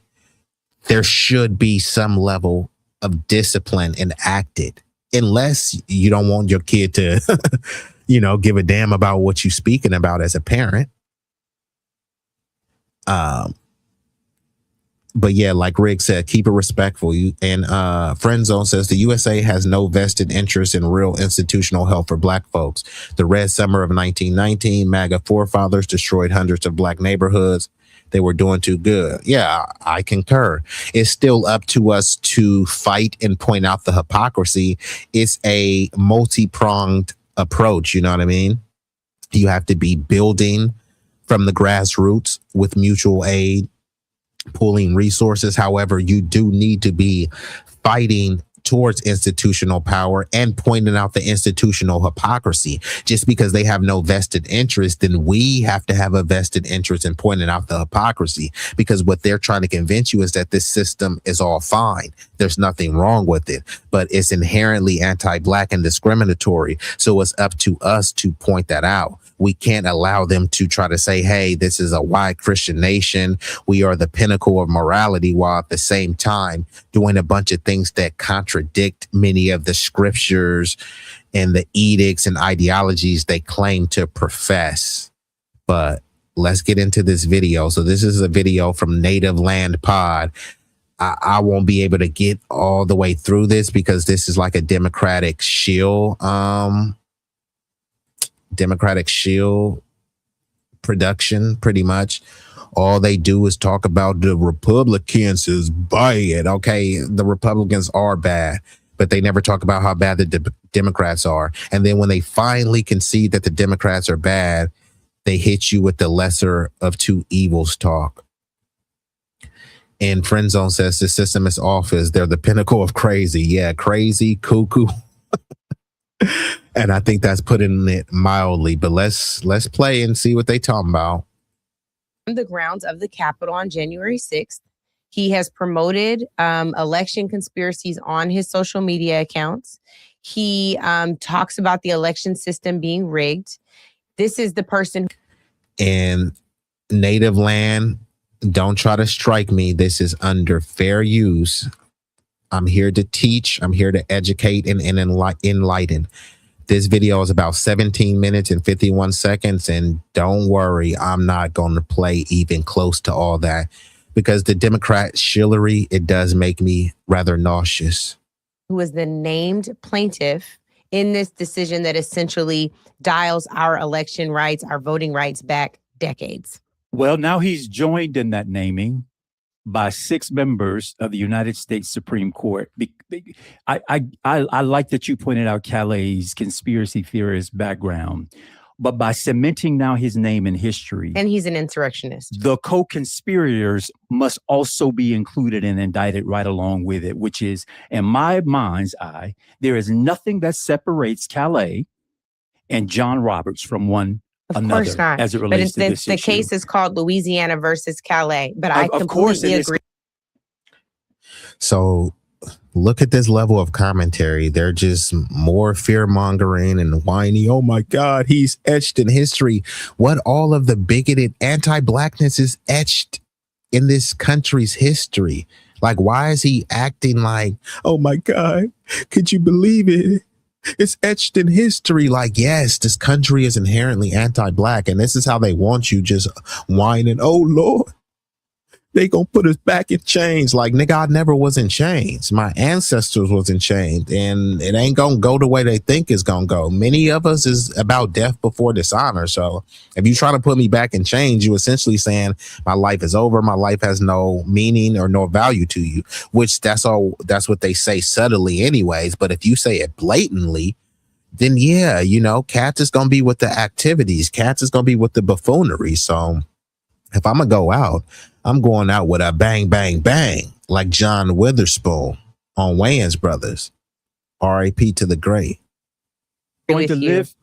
No disagreement is intended Like here. Plessy versus Ferguson. Simply to say, you don't know what an AI work management platform is? Yikes.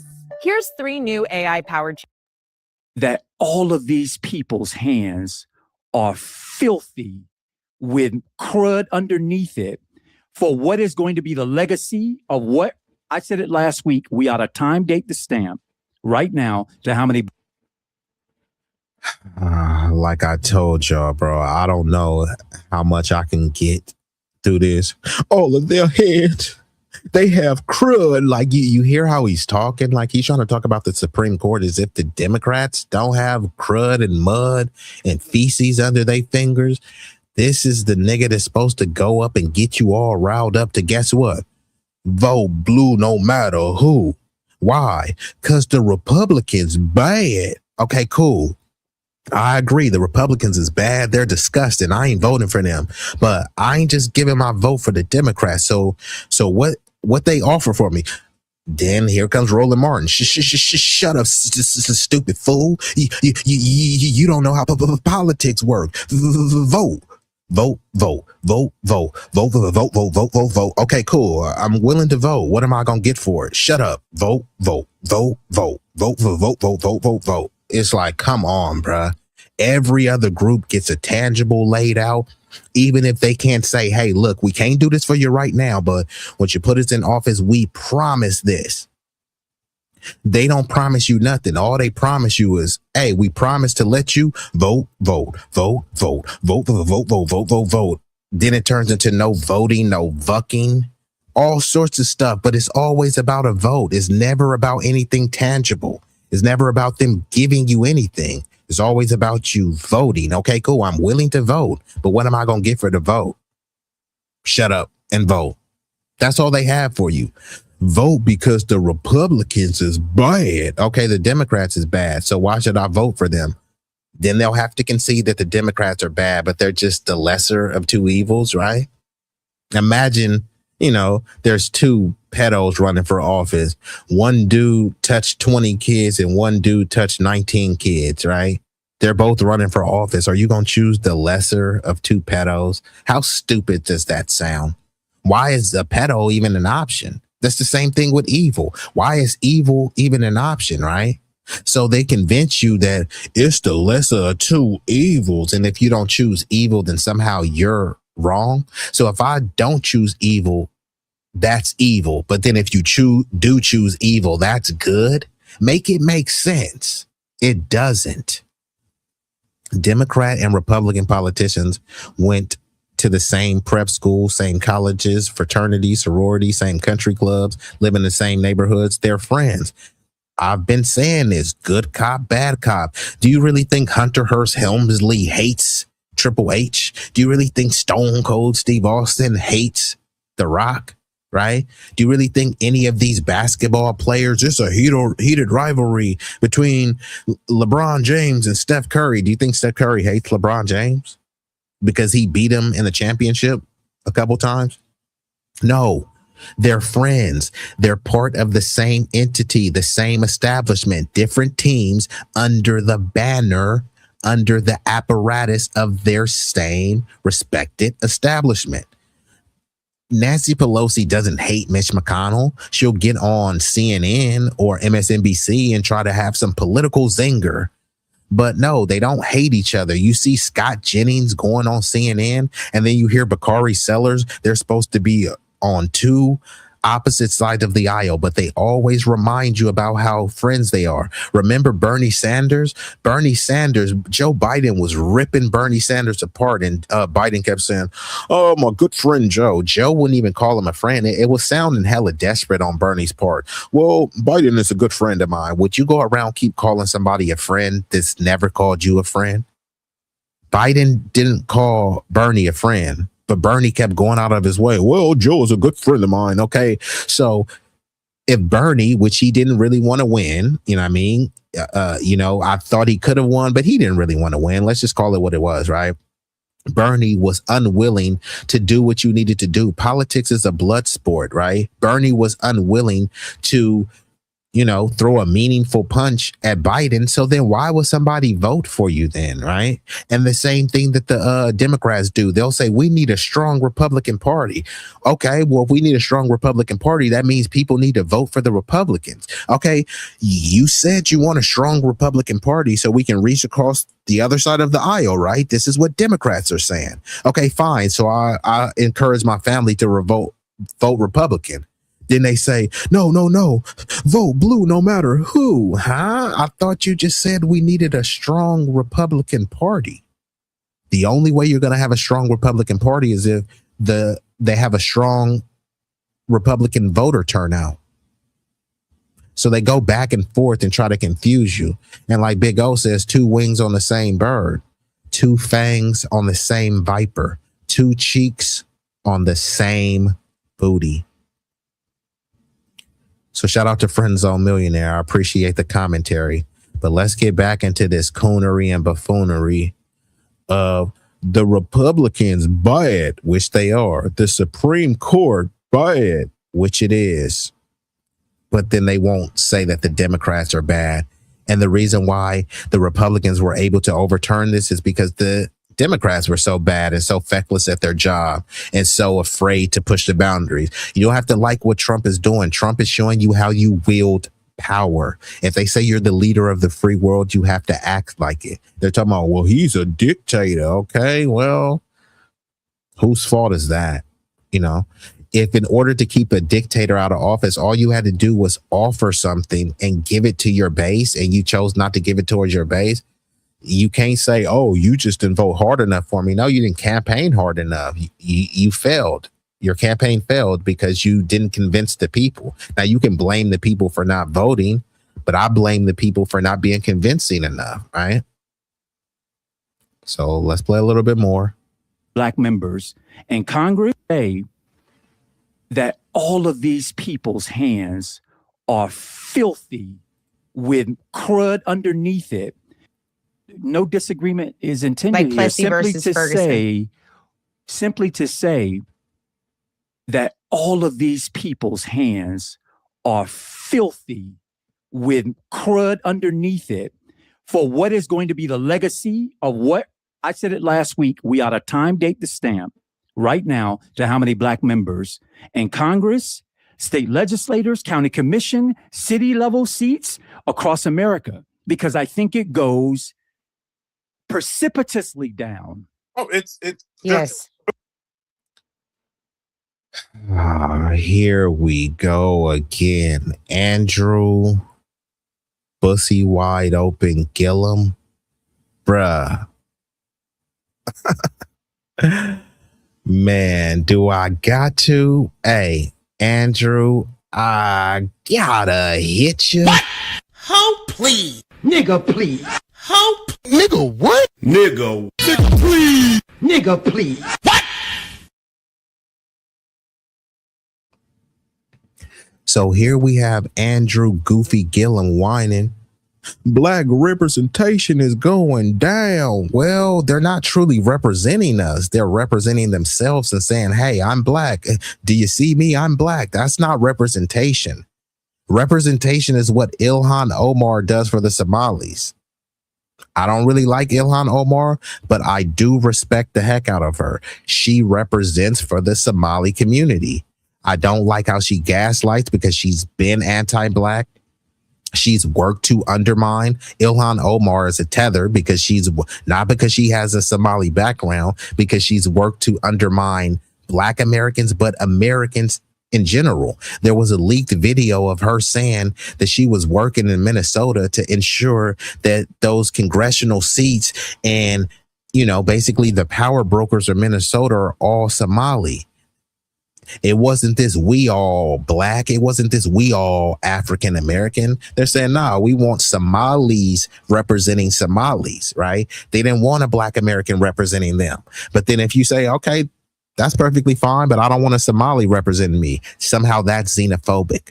Them being bigoted towards Black Americans because they try to pretend as if we're this just generic stateless Africans. No, we're foundational Black Americans, right?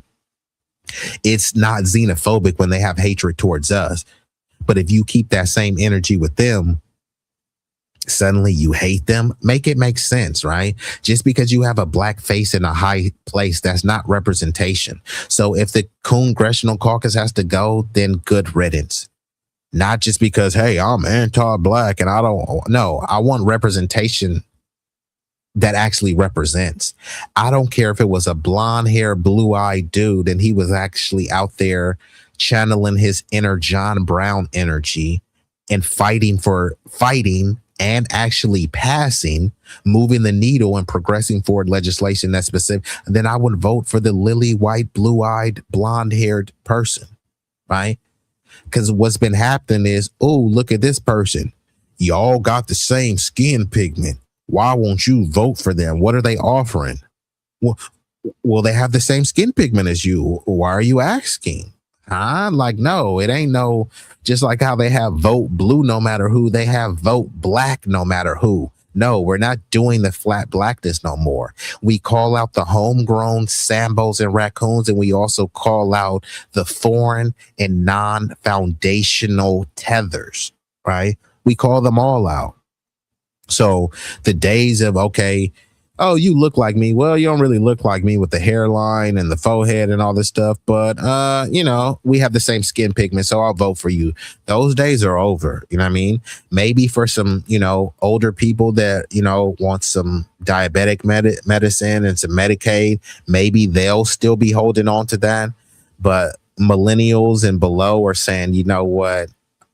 We can't just be blindly putting our hand in the sand to vote blue no matter who. What has it got them? And shout out to Red 6. Yeah, Andrew Drillum and the Bussy Hole Gillum. And this is who we supposed to take political advice from? Like why is dude even still around? Then you got Ellie Mastall, another MSNBC corporate shill. I don't know if he's on MSNBC. Let's just call him a mainstream corporate shill. So these are just the mainstream shill rejects who's supposed to lead black people, not to the promised land, but to the Democratic plantation. And then this is what the conservatives do too. Y'all need to get off the Democratic plantation. Okay, nigga, you're standing on a Republican plantation. So you're trying to tell somebody to leave one plantation to go to another one. Why y'all still on Candyland plantation? Okay, but you want someone to go to the Smithshire plantation. Like, it's still a plantation. Why aren't you talking about, hey, won't we both leave the plantations and go build something else? No, you're beholden to the plantation because you think it gives you sustenance. And if that's the case, just say that, because that's not what everyone believes.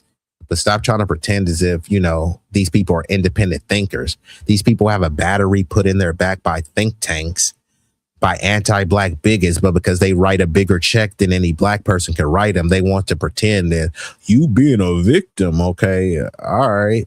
If we're being a victim, why would you care? Like, think about how pathetic this is. Let's just say that we do act like victims, right? Who sits around talking about people who act like victims all the time? Like, imagine you was making a documentary. Would you want to make a documentary about people who was winning and talked about winning all the time? Or people who had a defeated attitude and talked about victimhood all the time? But yet all they talk about, y'all act like victims and victims this. All y'all do is complain while you're complaining. How many times do I have to say it? You complaining about someone else complaining is complaining. All y'all do is complain. And your rebuttal is to complain about someone else complaining. All y'all do is cry. But you're crying about someone else crying? Huh? Make it make sense. You can, because it doesn't. Let's get into it, though. Ellie Mastall, this little kooky coon. Last week, we ought to time date the stamp right now to how many black members in Congress, state legislators, county commission, city level seats across America, because I think it goes. And to reiterate one more again, I don't care about no black face in a high place. If you're not doing right by the community, then you need to lose your seat, right? It just is what it is, right? I mean, I don't want to have no white supremacy or anti-blackness and blackface. At least if you see a anti-black Latino or Asian, it's expected. I'm not expecting someone that looks like me, either from my lineage or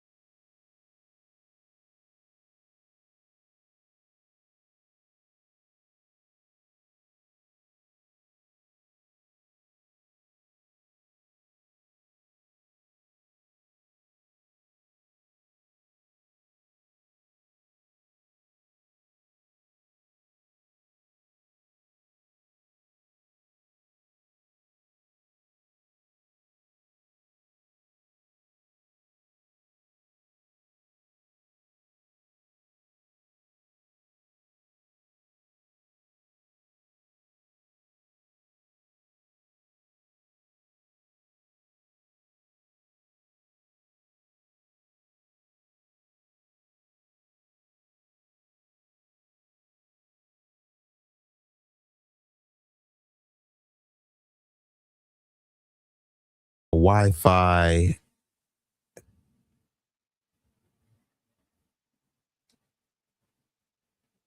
Yeah, no, big O, my Wi-Fi had dropped down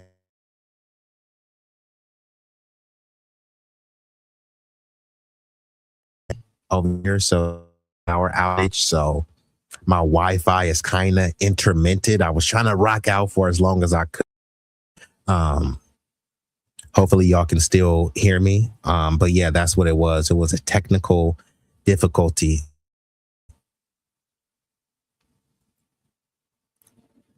You said I'm back, but I'm in and out. Yeah, I think it's my Wi-Fi. So I'm gonna try to go a little bit longer. But if not, I'm gonna have to just stop and try to come back a little bit later. Yeah, because it's been there's been some power outages in the area. But hey, thanks y'all for rocking with me. But let me see if I can pull that video back up. I might try to. Okay, thanks, last call. I appreciate that. Hopefully I am good now. I can jump on my phone because my phone Wi-Fi is still good, but I can't really pull a video, so it will just be me chopping in with y'all.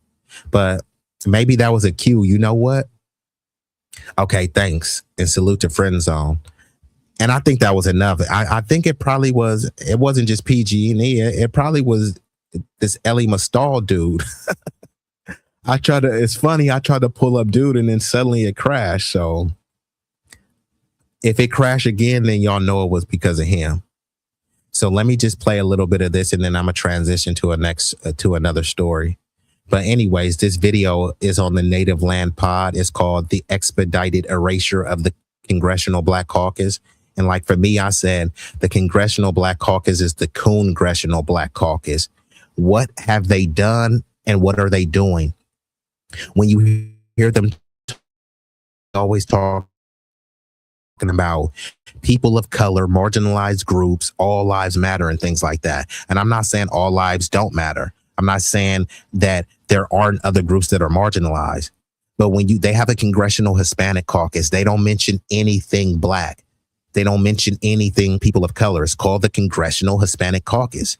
They have a Congressional Asian Caucus. All they focus on is Asian, Asian, Asian, Jewish, Jewish, Jewish, Jewish. But when it comes to the Congressional Black Caucus, we're supposed to focus on immigrants. And the Congressional Black Caucus has fought harder for undocumented non-citizens than they ever have for foundational Black freedmen.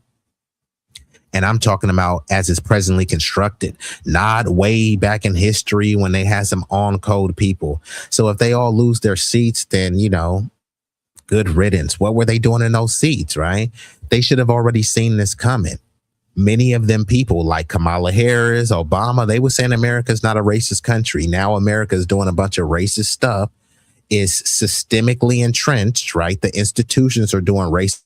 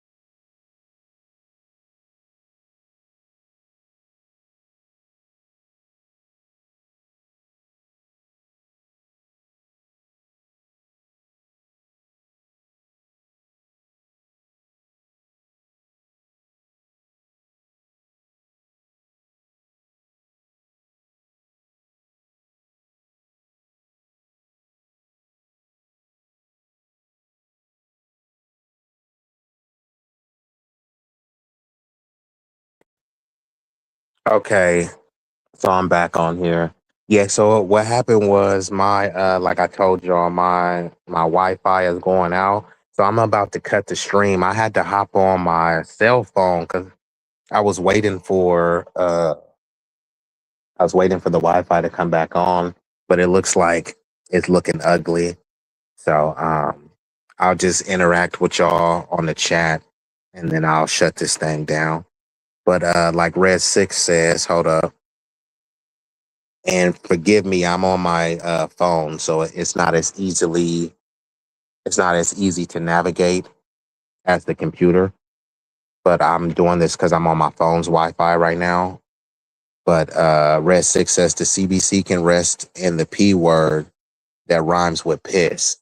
Well, they can rest in the word that rhymes with piss. They can, oops. Yeah, piss rhymes with piss because that's what they can rest in. They can rest in sugar honey iced tea. I don't give a flying fig Newton about the Congressional Black Caucus.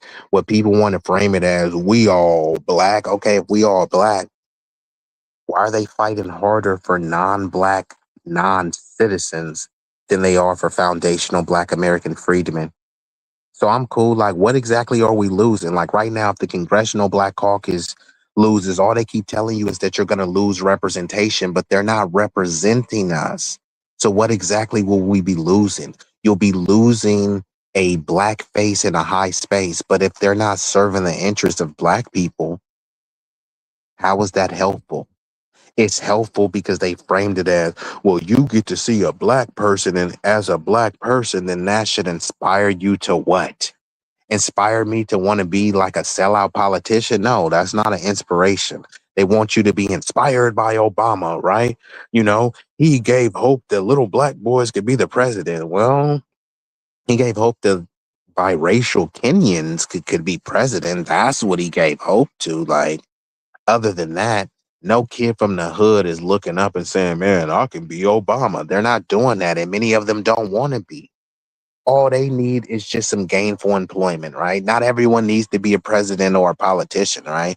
Especially considering they're politicians and are extremely engaged in the chicanery, the tricks, the corruption, the deceit, while also telling you about the Bible, right?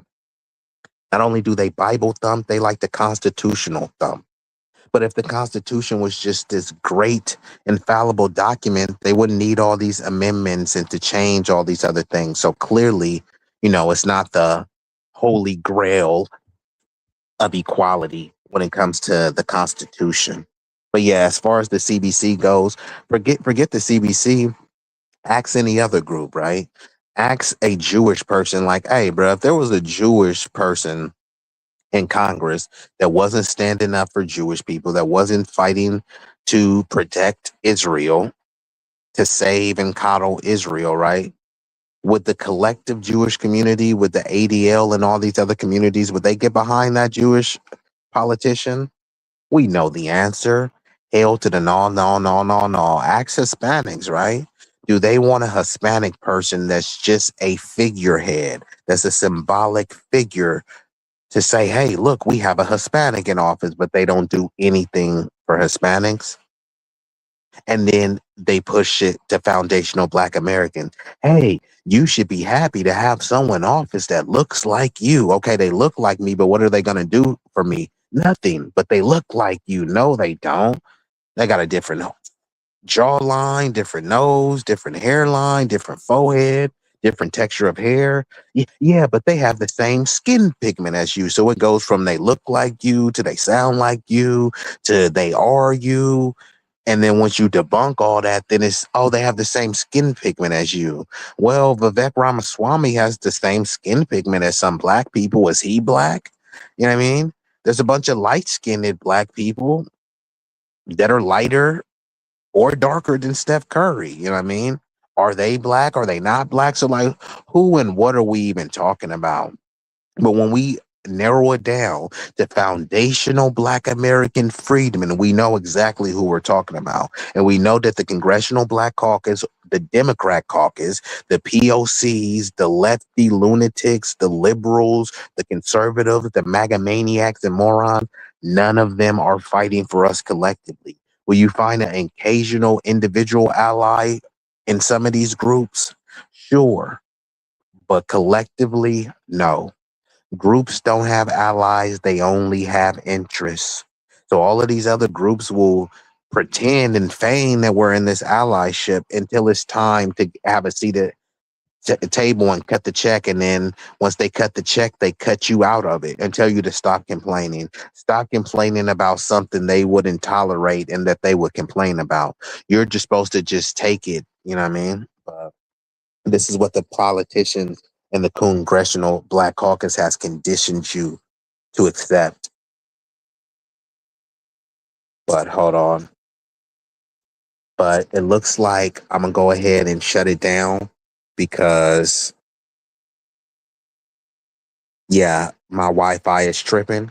So I might just scrap this stream entirely, or maybe I'll clip it up. But I do appreciate y'all for coming through. But, you know, it was a bummer that the Wi-Fi wasn't doing what it needed to do. So I'm going to just go ahead and shut it down. And if it's, if my power is doing a little bit better later, then I will come back. So I do appreciate y'all. So let me hit y'all with a couple of visuals before I get up out of here. Give me 1 second. And I do appreciate y'all. Yeah. Hey.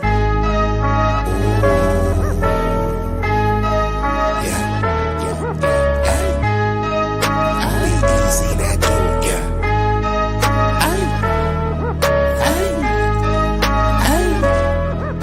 Shit so hot it's burning up. Just go ahead and turn this up. I bring the pain like an aftermath of a car wreck. There's a lot of niggas that say they real. To me, that shit is far-fetched. Them cats is pussy. They really is on some feminine stuff. I ride up on them with the 40 ounces. The definition of adrenaline rush. What it do is sweet like cinnamon puffer. My niggas is rough like Brillo Pass. Grew up out on Mary Mac, but I used to hang on Willow Pass. These firms that I roll with, outcasts and misfits. Better zip lips so you get hit when the fifth spit. Flat line in your pit. Trap habits is black magic, no voodoo. Get the bands like boo-coo. For the cocaine, they go boo-coo. Most these niggas is foo-foo, so I'm shitting on them like doo-doo. I can't fuck with y'all like tofu. I'm just saying, man, like Goku. Bad bitches at the house with me watching Netflix or Roku. Fuck them both at the same time, and I swear to God, it was so cool. Street legend, real boss, I call shots cause I'm still saucy. I know some G's to the bike crack on shite racket and fly back out to Milwaukee. When they hear me flow, they say I be burning up, burning up. Cookie to the draw is what we burning up, burning up. What you ain't know, oh, we burning up, burning up. This shit so high, it's burning up. Just go ahead and turn this up. When you hit me flow, I be burning up, burning up. Cookie to the draw is what we burning up, burning up. What you ain't know, oh, we burning up, burning up. This shit so high, it's burning up. Just go ahead and turn this up.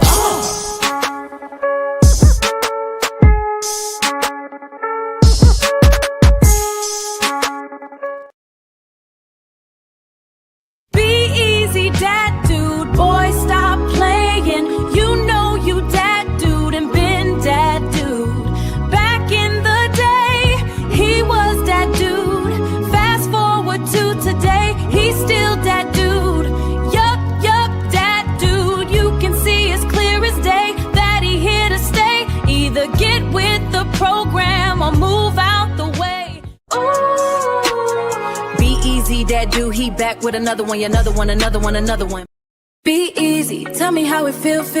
Ooh, tell me how it feel. To be real, to be real, to be really that dude. B-Eazy, B-Eazy, that dude. Ay, ay, ay, ay, ay, ay, ay, that dude.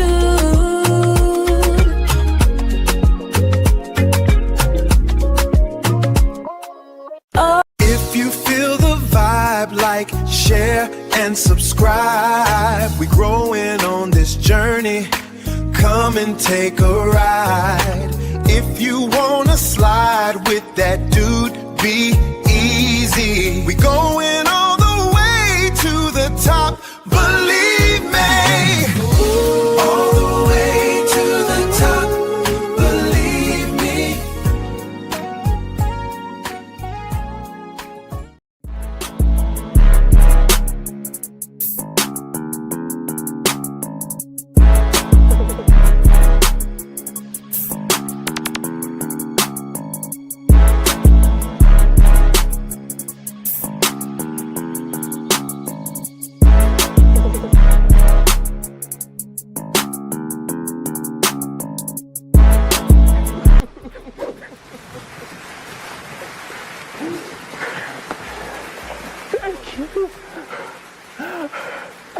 You love me.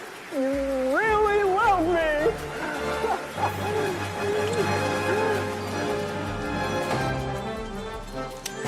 Una problema.